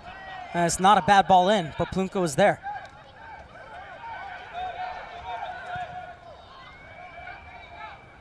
Kurtanen. Little touch off for Caesar. Oh, how did Caesar get through there? He's such a handful. His pace and strength, even though he's not large by height, his power and touch really causes problems in those tight areas. And if you're Freddie Juarez, are you thinking of bringing on a player like Amankona? You know, I think right now you've made your 2 subs, and you're going to see how that plays out. And no question you have that in your hip pocket. But at this moment, I think there's an evaluation period going on to see what those 2 substitutes are going to do to the match and how they affect the match, so that whether it's that player or another one, it's time's going to tell a little bit. But as I mentioned, having that in your hip pocket is never a bad thing. Orange County Blues players warming up behind the bench. SLC has their substitutes down by the corner flag. Cortez will be whistled for the foul from behind, and he's going to get a yellow card.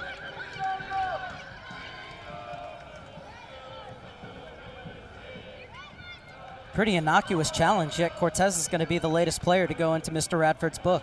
Looks like it's a persistent infringement there, as you saw Mr. Radford pointing at different areas of the field.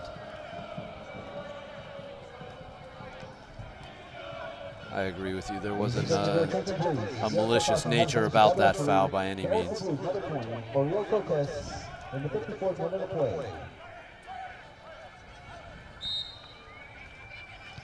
I'm sorry there. I'd like to see Real test, the back line a little bit with a little bit more directness to their set pieces.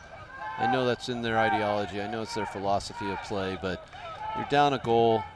You haven't had a lot of chances. The best one came from their corner kick earlier in the match that they served direct and bounced through and went to the back post. Why not try and test them a little bit, and then you can go back to it. Fernandez out. Griffiths was able to get a touch. Kurtanen thought he was obstructed, but instead it's just going to be a throw-in for SLC. With that said, if you're going to go a little more direct, you've got to get those center backs forward, and the center back was on the ball, so understood why they tried to relocate it and move it around. Become a fan of our presentations page or follow them on Twitter at @OCBluesFC.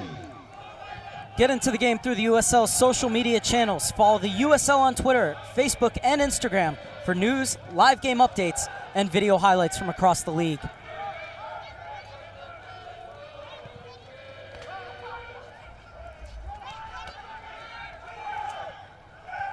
Plumka.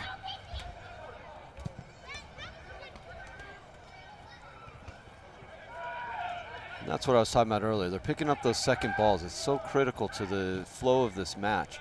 And now they're sitting in the attacking half as opposed to Real coming at them. That's been the biggest difference for me in this match. Obviously, again, the pressure up top is very important, but it doesn't make any difference if you're not picking up the loose ball. You're not picking up the second ball.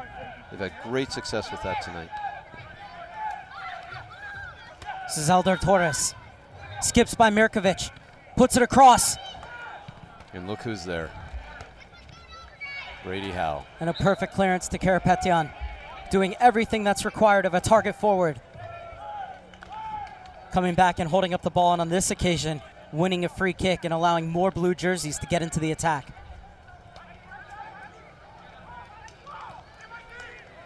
Mius. Looking for Karapetyan. Okwanu. Schuler.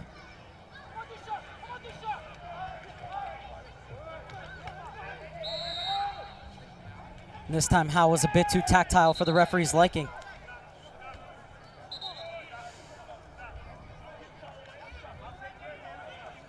There's that intensity again. Two teams jockeying for position in the standings. Very critical match. Intensity is going to grow more and more as the minutes go by. Looks like another sub might be coming over there. Freddy Juarez getting ready to flick the switch on his third substitution of the evening for the Monarchs. For now, we're waiting for this set piece to play out, as Griffiths has full control of that box for Orange County. And the Blues looking to stretch the Monarchs' lines once again with the long ball. This time it's Karapetyan whistled for the foul. And they're going to bring this one back so they can get the substitution on.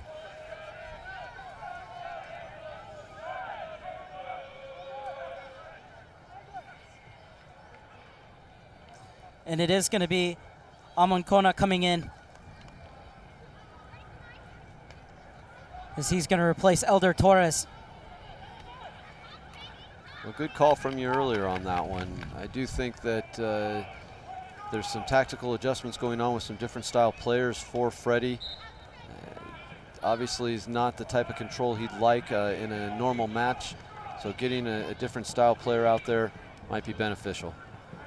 Amonkona, the rookie out of Dayton, 20-year-old Ghanaian, scored his first professional goal in real fashion. A 90th minute strike for the 1-0 win at WFC2. And now the Blues make their first substitution, as Nikola Illich is going to come on for Oriel Cortez. And a handshake and a pat on the head from Oliver Wies. Cortez had an excellent game in midfield. The midfield in general has been very good. He was obviously a major component to that. Cohen quickly off his line once again. He's read the game well tonight, Cohen. I agree. He hasn't had a lot of shots. In fact, I don't even think he's had a shot on him. But reading the game, picking up those balls that are maybe just a little bit too long and become too long because he's reading the game. Acosta, 18-year-old, gets back to his keeper. Gained U.S. citizenship last month, Acosta. And the Blues with a chance to counter. And that's a heavy challenge. And it's a straight red card. Schuler is off on the hour mark.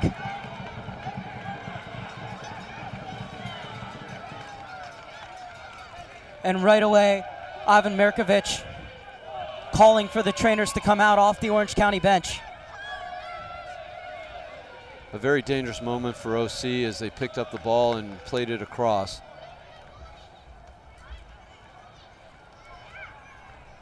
And for Karapetyan, a player who was injured in the very first game. So we take another look at the challenge, and I think the referee got this one right. He definitely came in very hard. Maybe some of the ball, but the way he went through it created that red card decision. Monarchs SLC, number 28, Chris Schuler, in the 61st minute of play. Talked about putting in some different types of players in the attacking realm. This is going to ask a lot of questions of Mr. Juarez, as he now has to play with 10, and he's chasing the game a goal down.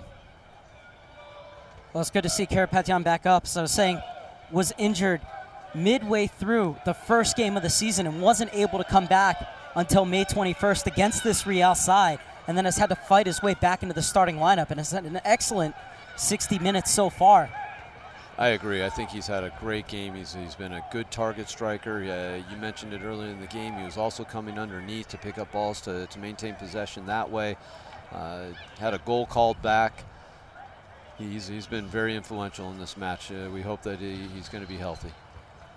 And we've seen some Didier Crittenden specials from this distance. SLC down to 10 men on the hour mark. Interesting to see that Mios isn't on the ball, just to give a little bit of a diversion there. Well, it's either Crittenden or Illich.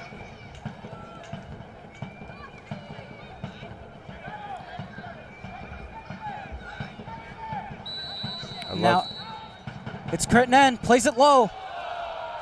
Just wide of Lalo Fernandez's goal. Sorry about that. I really enjoyed seeing the players on the wall creating a blockade, an obstacle for the goalkeeper to try and find the ball. And as you saw, I don't think he got a good read on it and was a little late. He's lucky it wasn't on frame.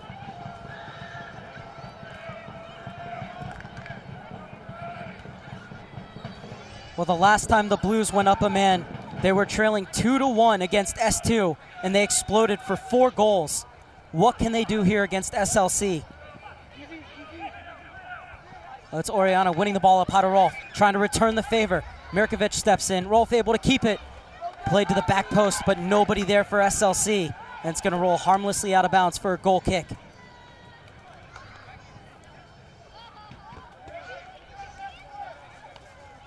Well, I think that's good intent from the Monarchs. They're going to show that even though they're down to 10 men, they're not going to stop going forward. Agreed, and Mycone will never stop going forward. He is a guy who loves having the ball at his foot and running at defenders. Rolf has been very active, as I mentioned. I've liked what I've seen in him in the first 15, 20 minutes of his game. It's a good mentality for them to show that they are not just going to roll over. Griffiths. And coming back from an offsides position was Karapetyan, but it's good to see him running at full throttle. He has been so important this game, so I'm sure Oliver's very happy that he has the opportunity to get back out there for a few minutes at least.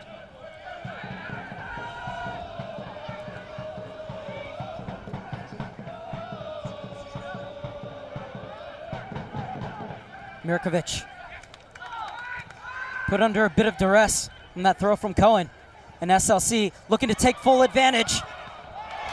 The shot right into the arms of a grateful Cohen. As Amon Kona was in. Threaded through, looking for Cesar. Well intercepted. Got to make sure we limit those mistakes as a goalkeeper. It's not a situation when you're up 1-0 that you need to put a center midfielder under duress like that. So as long as they keep themselves away from making anything like that happen again, they've got good control here. 11 against 10. Just got to have better decisions. Plunka. Crittenden. Stefanovic. Has 3 waiting in the center. Just misses the head of Karapetyan. And they're saying it took a deflection, and the referee agrees. It's going to be a corner kick for Orange County. Another great diagonal ball, just getting just missing at the end of it. Asking a lot of questions of those backs when you put that ball in there. Nike is a proud partner of the USL. Follow @Nike Soccer on Twitter for all the latest Nike Soccer information.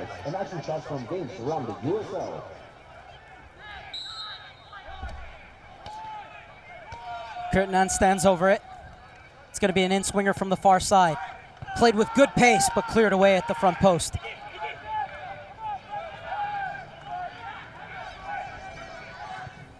Mirkovic. Perfectly weighted ball to Stefanovic. Across, Griffin stayed up and almost got the second goal for the Blues. Very well executed attack. Quality service in. Clearance is 1. Relocate it, find the other side. Good diagonal ball once again. Really should have been a goal. I'm sure Brenton wants that one back.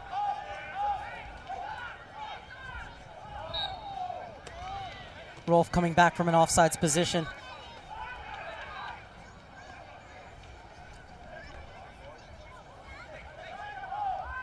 Krittinen asking for it in that pocket of space, but instead it's going to come short to Mirkovic. Now he obliges. And the Blues looking to make the Monarchs chase. And now to stretch. Stefanovic running out of room along the touchline. Keep up to date with the USL all season long by visiting the new USLsoccer.com for everything you need to know about the USL and Rolf. 2019. Won the title last year with Rochester. We've seen about 2 or 3 of those now from SLC. Long balls over the top, but nobody making that run through to get on the end of them. Yeah, just on different pages there, you saw Alec look at him and kind of quizzically, wondering where he was on that run. Yet Maikon was checking back to the ball. Caesar, Plunka. Little touch off for Caesar. Mirkovic. This is very important. The game's starting to open up a little bit. So if OC has the capability of maintaining possession and moving Real back and forth, side to side, could really find themselves in a good position to find an insurance goal. Keep up to date with the USL all season long by visiting the new USLsoccer.com for everything you need to know about the USL.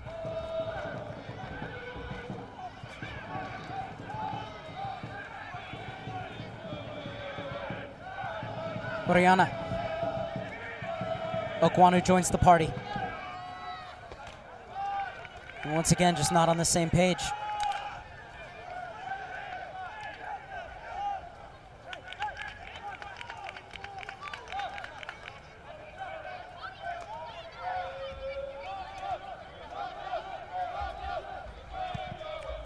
Cohen's goal kick in the 69th minute.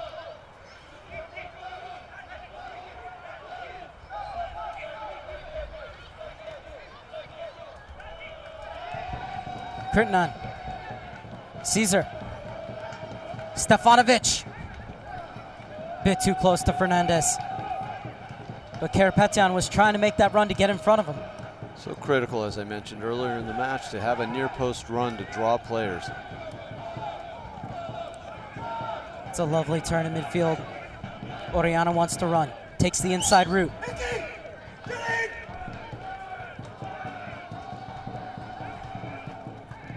Krittinen running into a little bit of trouble. And Mirkovic with the foul. And another yellow card to be issued by Daniel Radford.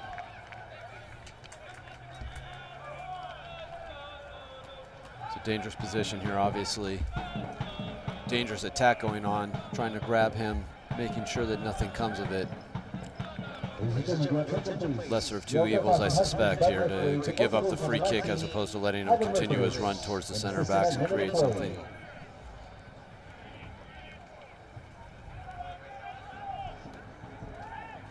Velasco's over it.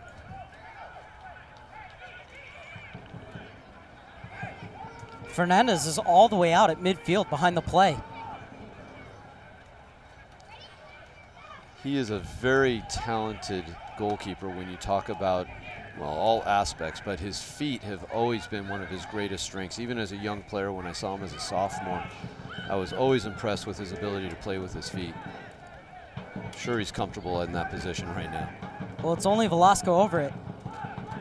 Looks like it would be a shot on goal. Of course, he could clip it in. It's Velasco. Good hit. Good job by Josh Cohen to get across his line as Velasco struck it true. Cohen not happy with something, but you have to love that communication from your keeper. Just holding his players accountable. I mean, obviously, just the one mistake he's had tonight. Everything else has been absolutely clean. His leadership's been fantastic. His hands have been good. Really having a great night. Deserves the clean sheet at the moment. Miu saw the danger.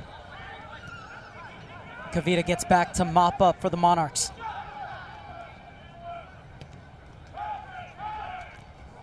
Griffith steps in. Stefanovic. Looking to get that half yard of space for a cross, Stefanovic.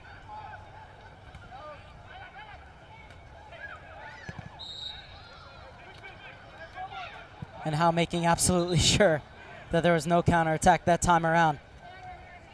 And this is a big moment for Orange County. If it is who I think it is, standing at the center line for the Blues. Was the referee going to allow the subs here first? Yes, he is. Trevin Caesar is going to come out. And entering the game for the first time this season is Chino Santana. Santana broke a metatarsal in preseason and has been out ever since, but has worked his way back and now finally getting his first minutes of the season. Highly praised by Barry Venison for the way he handled his injury, saying it was the perfect example of how to be the utmost professional when you get hurt.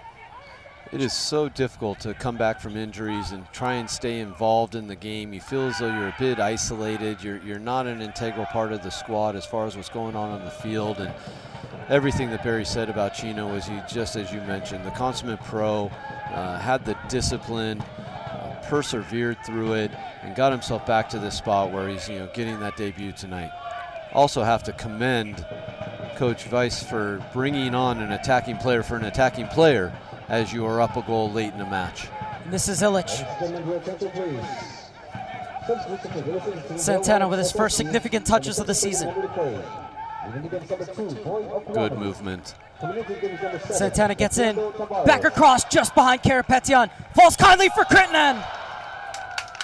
Just misses the far post. But it's Chino Santana with an instant impact. And you can see why the coaching staff is so excited to have him back. A great run to get himself in behind there. A beautiful ball that was threaded in between the two shoulders of the center back and the outside back. Created one of the best chances of the match. Illich. He and Santana were the first two signings of the season. And now it's Muse's turn to get forward. Well defended, but the clearance left something to be desired as Santana retakes possession for the Blues. Such a good moment for Santana to get that kind of a touch and be that dangerous on the early part of his debut. Really get his confidence going right from the start. Saw him in training this week, looked very sharp. And even at the end of practice for players coming back from injury, he won all the sprints. Obviously the fitness levels are paying off from his hard work. Kavita being told to leave this one so that Fernandez can come up and take it. Into the 75th minute. Roy Mius's 22nd minute penalty still holding up, and SLC's task becoming exponentially harder when Chris Schuler was sent off on the hour mark.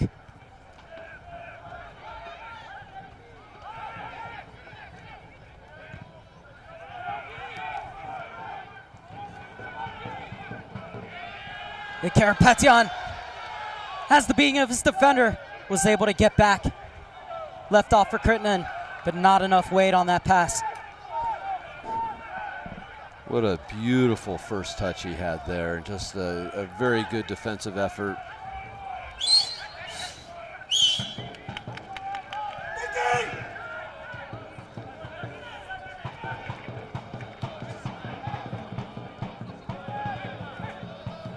Ooh, and that could be trouble. Plunka got enough of the ball, though he did get a lot of Rolf.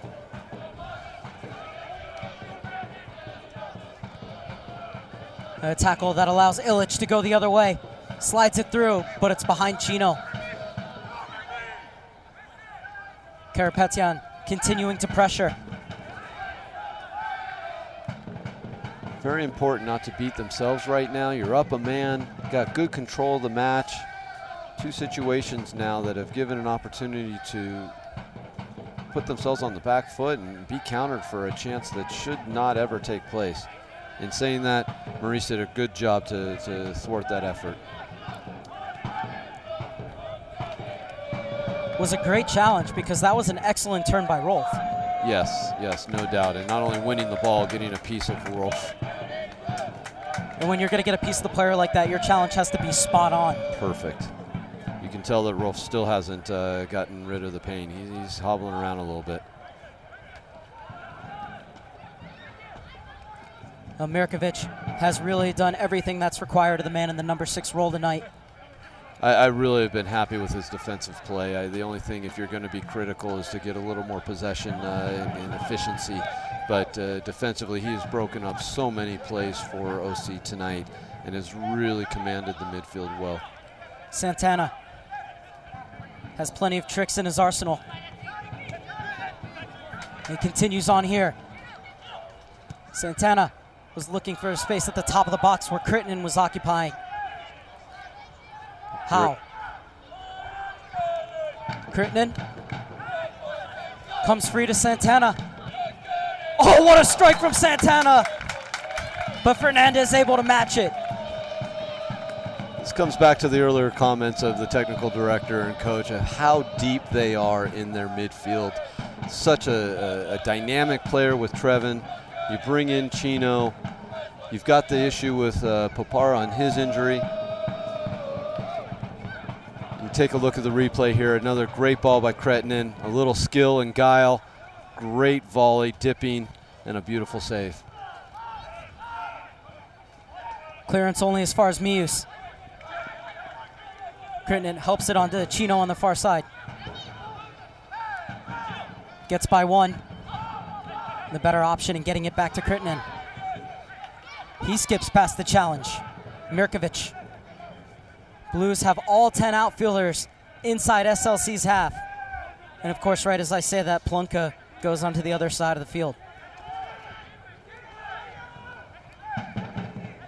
Crittenden. This couldn't be going any better right now for OC. Complete control, have good spacing, good gaps. The sequences are going under control with poise. Numbers around the ball.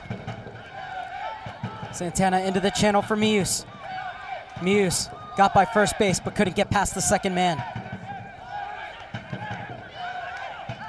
Orellana being hounded by Santana, who's whistled for the foul. Santana in his 3rd season with the Blues, out of UC Irvine. Turned down a contract at age 18 with Chivas USA to attend UCI. As a college coach, you know I can appreciate that. Go get your education.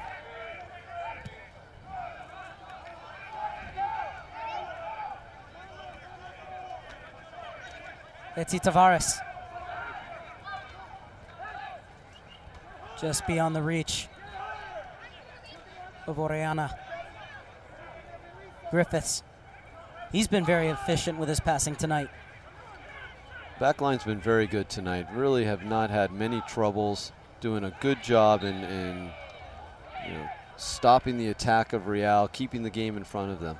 As I mentioned earlier, commending Oliver Weiss on putting an attacking player late. Having Eti Tavares out at right back shows Freddie's going for this victory, or trying to get the equalizer, I should say. Tavares, another academy graduate. In his 2nd year out of Western Arizona College.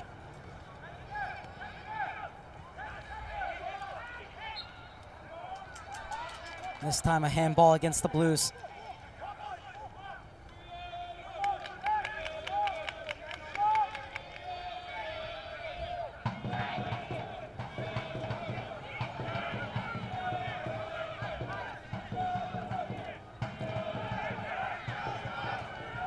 Fernandez. At this moment, are you happy with the shape and the spacing between the forwards and the defensive line? I was actually just going to make mention of that as that ball went backwards. Plunka commanded his back line to take the space, condense it between that forward and back line. They're doing a really good job with their shape in defending tonight. Have had great success in the attacking side. This has been a very good match for OC Blues. Chino. Mius. Cohen. Griffiths. Inside the final 10 minutes of regulation. Orange County with the lead and the man advantage, as Schuler was sent off on 60 minutes. But it's the Monarchs who are going forward through Velasco. Velasco asking for a handball, and he's going to get it, and they're going to say it's a penalty.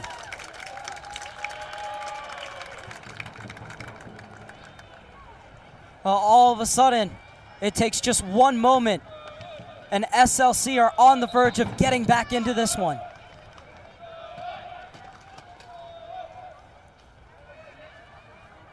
So difficult to be in a position where you've got command of the game, you're up a goal, and to have something like that just kind of out of nowhere take place. We were talking about it at halftime about the penalty kicks that have been going on in the Copa America and here this evening. Very interesting.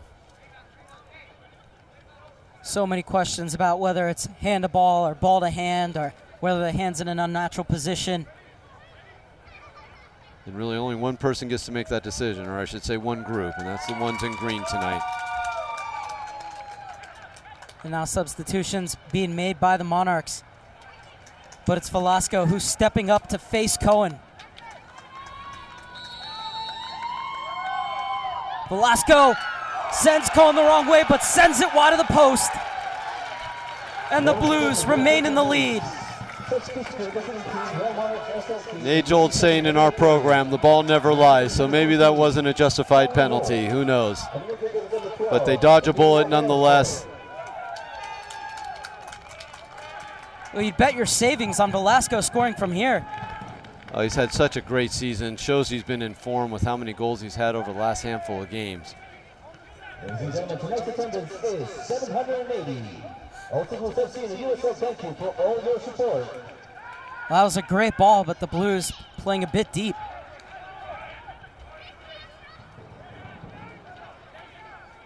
Not sure the group realized that he was going to be able to get to that ball. 80th minute, and he's running as if it's the 8th minute. A fantastic effort.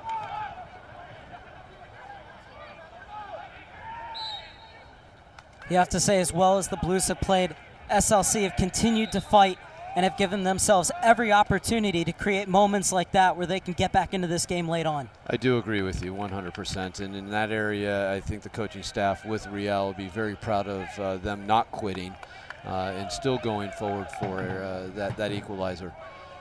OC needs to get control of this game again and get it under the possession and the movement and things of that nature.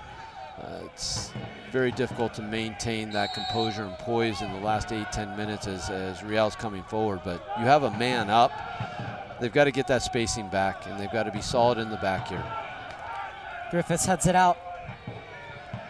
And before that free kick, Bacciello came on for Karapetyan. Put into a dangerous position. But the assistant referee has his flag up saying that ball went over the end line before the cross was made. Karapetyan, 84 minutes tonight in his first start after coming back from that opening day injury and working his way back into the starting lineup. Great shift for him. A great shift, and as I just mentioned earlier, in the 80th minute, he's running as hard as he was in the 8th minute, and you got to be very happy with what he's done for you. Bacciello knows something about late goals, scoring in the 94th minute against S2. So certainly a player who can not only get back with his big frame and provide help on the defensive end, especially on set pieces, but can also go forward and close out this game for the Blues. I think that's a very good move in what you're making mention of, is getting a bigger, stronger player as this game will have its opportunities in corner kicks and dead balls, and may not be a lot, obviously, as we're getting to the end, but it only takes one, as we saw.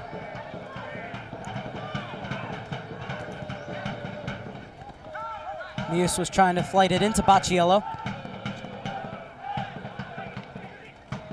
Arnone sent it only as far as Griffiths. And here's where it's important. Get numbers around the ball. Get your spacing correct. Move the ball quickly. Stefanovic. Change the point of attack. Move this team around a little bit. Get your foot on the gas pedal, as they say again, where you're in control. Santana came and picked up his own pass. He's going to go for glory right at Fernandez, but a good effort. Chino's come on and made a great impact in this game. Got to be very happy to get him back and healthy. These 10, 15 minutes that he's been on have been very influential. Here's Bacciello trying to turn and head toward the corner, but instead it goes out of bounds for an SLC throw-in.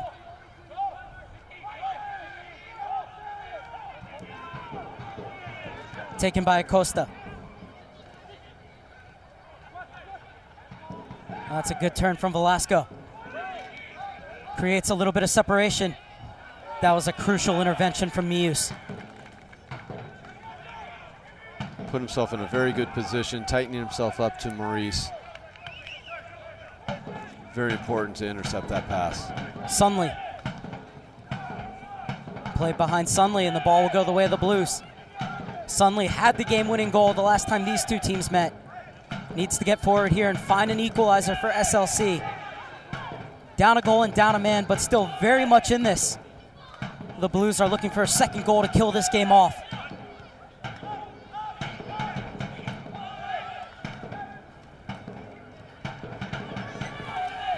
Muse.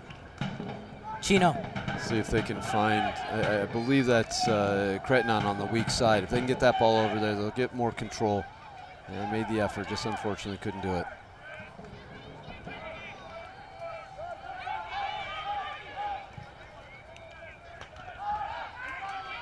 Velasco squares up to Howell. And Griffiths came over and cover. And safety first from the center back. Inside the final 2.5 minutes of regulation.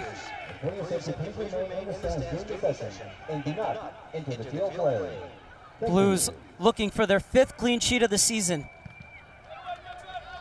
Correction, make that the 4th clean sheet of the season. Cohen, good positioning once again. A great footwork there to move himself and collect that in the breadbasket, as they say. Very, very good goalkeeping night tonight. Not really sure he's playing the ball there. Wow. Well, Cohen said to me this week that a coach once told him, if you're in good positioning, you won't have to make what they say are so-called highlight reel saves. Tavares. Gets by Mius, works his way into the box, goes down. Referee not interested. Kurtinen. Angle play is imperative for goalkeeping. It is so important to make sure that you've got yourself in the right position. And when you do that, you can make a very difficult play look seemingly routine, which is what took place right there. That was a good strike. Cohen had to shuffle those feet over, but because his starting position was there and his footwork was so good, he handled that pretty easily. Made it look a lot easier than it was. Played forward for Crittenden. Gets it back. Good movement into the channel for Bacciello. He wants to have a quick strike. Didn't catch it right. And here comes SLC in the 90th minute. Oriana, the 22-year-old, twisting and turning. Has to get it back to Arnon. Long searching ball for Velasco on the far side. Almancoa leaves it off. Skip through to Cohen, who will no doubt take all 6 seconds here.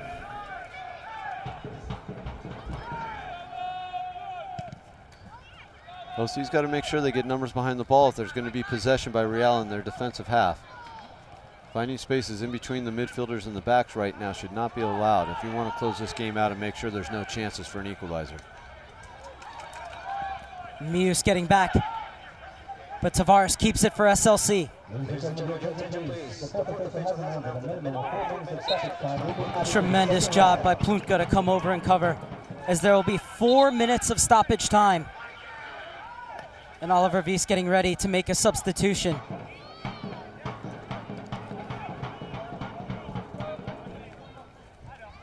Griffiths and Plunka have been sensational tonight in coming over and helping their outside backs.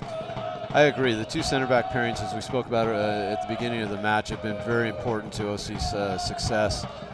Tonight is no different. I really enjoyed what Maurice has done. Brenton, obviously, right next to him, doing a good job to help that partnership grow. Bats Bierman comes in to add a little bite to the midfield to see if he can close out this match for Orange County. Oh, but he slips, and it's opened up some space here for SLC, who have runners. There's good numbers behind the ball here, so you just got to defend the service. And Griffiths does absolutely that. Critton over trying to deny the service. Flick through for Acosta. Resolute defending, but it will be a throw in for SLC on the near side. That was much better for me. The numbers got behind the ball. The matchups were taken care of in the box. Good service, not very dangerous because the defending was so resolute, was very disciplined. And now another substitution as Andre Campbell is going to come on.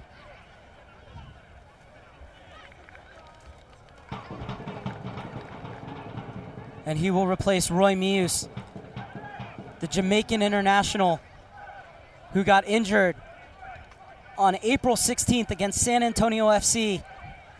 Came back last weekend playing 19 minutes against Arizona United and is now on here to try and close out this game for Orange County. I like seeing Bacciola back on this. As you mentioned earlier, his size has got to be important on those dead balls late in the game. And it's so important that you don't dive in here.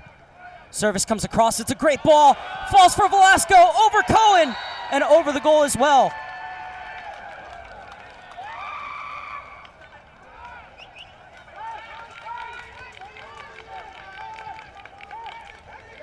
That's what happens when you whip in good services. It creates chaos. Created a penalty kick earlier in the game for OC. Almost got an equalizer there. Dodged a bullet.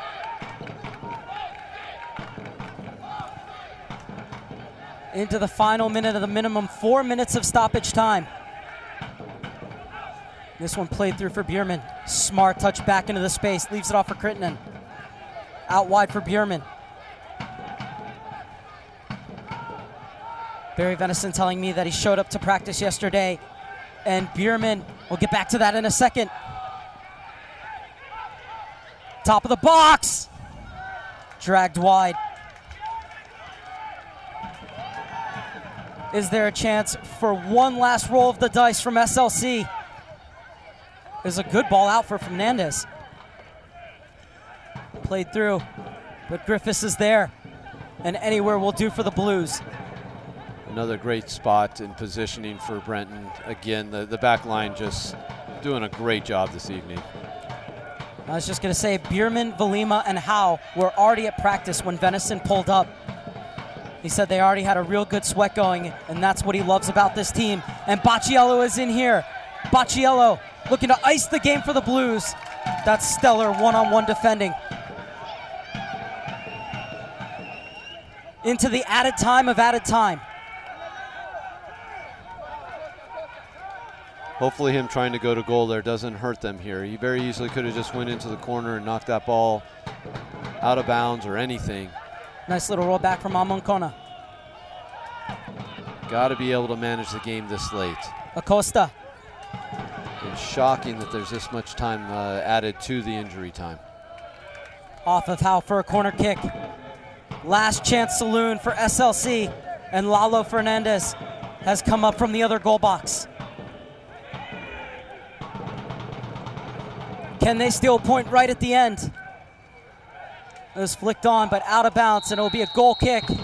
And no time to take it, as it was a tale of two penalties. Roy Muse stepping up and slamming his home in the 22nd. And then after the Monarchs went down to 10 men in the 60th minute, and Schuler was shown a straight red card for a heavy challenge on Karapetyan, SLC was handed a reprieve when Daniel Radford pointed to the spot for them. But Velasco stepped up and dragged his penalty wide, and Orange County comes away with all 3 points, 1-0 over Real Monarchs SLC. A great match, well fought by both teams to the bitter end. Just exactly what we expected coming in. Two teams jockeying for position. Very important time of the season as you go through the middle of it to position yourselves for a run at a playoff spot. The intensity, the emotion, the football, all very, very good. And with that, Orange County leapfrog Real Monarchs SLC in the table by 2 points. and they still have those games in hand over them as well. For Orange County, their next match is Thursday at San Antonio FC, the start of a 3-game road trip for them. Well, it doesn't get any easier for the Monarchs as they have to go to the altitude of Colorado Springs for 2 matches in 3 days against Switchbacks FC. The final thoughts on the Blues' performance this evening. I thought this was a well-earned 3 points. The game was handled very well. I thought the organization of the team defending in shape was phenomenal. I think the attacking elements were very, very good in the middle thirds of the park. They had some good chances that could have put them in a better position to win this game easier as far as the goals go. It just was a game that they've got to be very happy about as they go on to their road trip, grabbing some confidence as they move up the standings. A 4th clean sheet for the Blues black line as well. Great job by Plunka, Griffiths, especially coming over and helping out on the flanks against the likes of Ricardo Velasco, who I thought they kept quiet, especially in the second half. No question, and as we've been plotting the 2 center backs throughout the second half, here's the winning goal. Well, you talk about the 2 center backs. Well, it was a wing back who stepped up, not only got a job on the job done on the defensive end, but scored as well. Yeah, and to finish the thought, the 2 center backs had a great game, obviously, but you know, we started out talking a lot about the move of giving the debut to Mr. Grady Howe at right back. He stepped up. You see him here right at the end getting the congratulations from his center back partner. Had a phenomenal match. Really closed down one of the top scorers in the league right now. And then, as you just mentioned, the other wingback goes and gets the game winner. So, again, that back line, you know, if you're not going to give it to one in particular person, they deserve man of the match. Still all credit to this SLC side. Absolutely, no question. They never quit. They never died. Had their opportunity to get an equalizer. Nearly got one through the run of play in the dying seconds.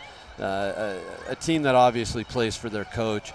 Very organized, and it was just one of those games. It could have went either way, but as I mentioned earlier, I do believe the 3 points were earned.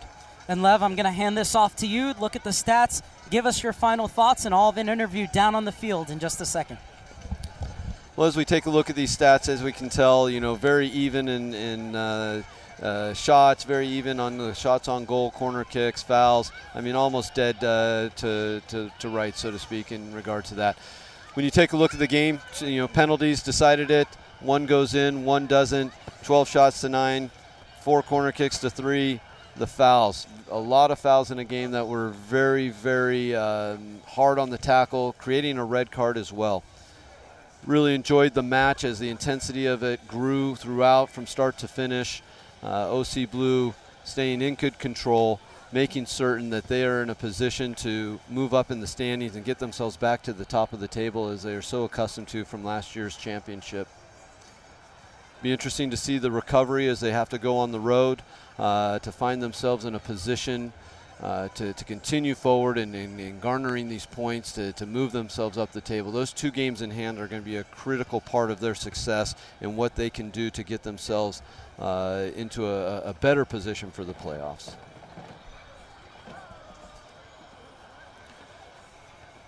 Real now in a position where they've got to bounce back, get their regen in, get their confidence back, and know that they put together a very strong performance tonight, a very physical performance tonight, and that it could have went a different way. They could have gotten themselves a point. So if they can just make sure that they maintain confidence and continue to do with what they have been doing, and that's maturing, grabbing consistency, they will be just fine as well. This is obviously a team that gets great respect around the league and is a situation where they will come back, I'm certain. Now, down to the field, we have Mark Serber alongside Grady Howe. Mark Serber with Grady Howe.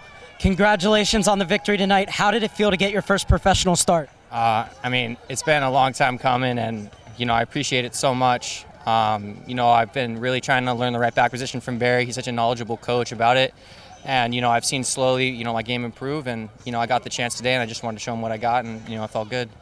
And it wasn't the easiest of tasks going up against one of the hottest players in the league right now in Ricardo Velasco. What was the game plan against him tonight? Well, he's a very good player. He's had a lot of success cutting in on his right foot.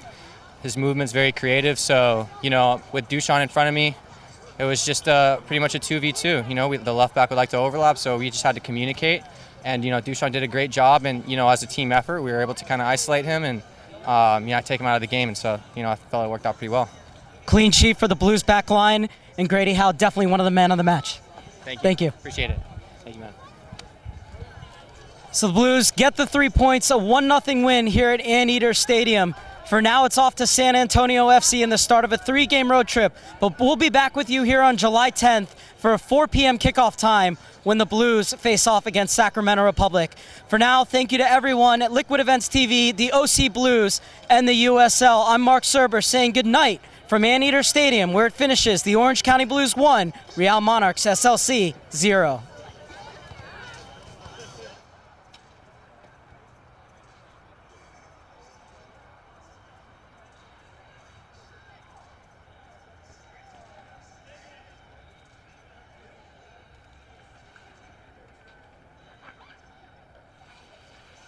This copyrighted telecast of the United Soccer League may not be retransmitted, rebroadcast, or reproduced without the express written consent from the United Soccer League.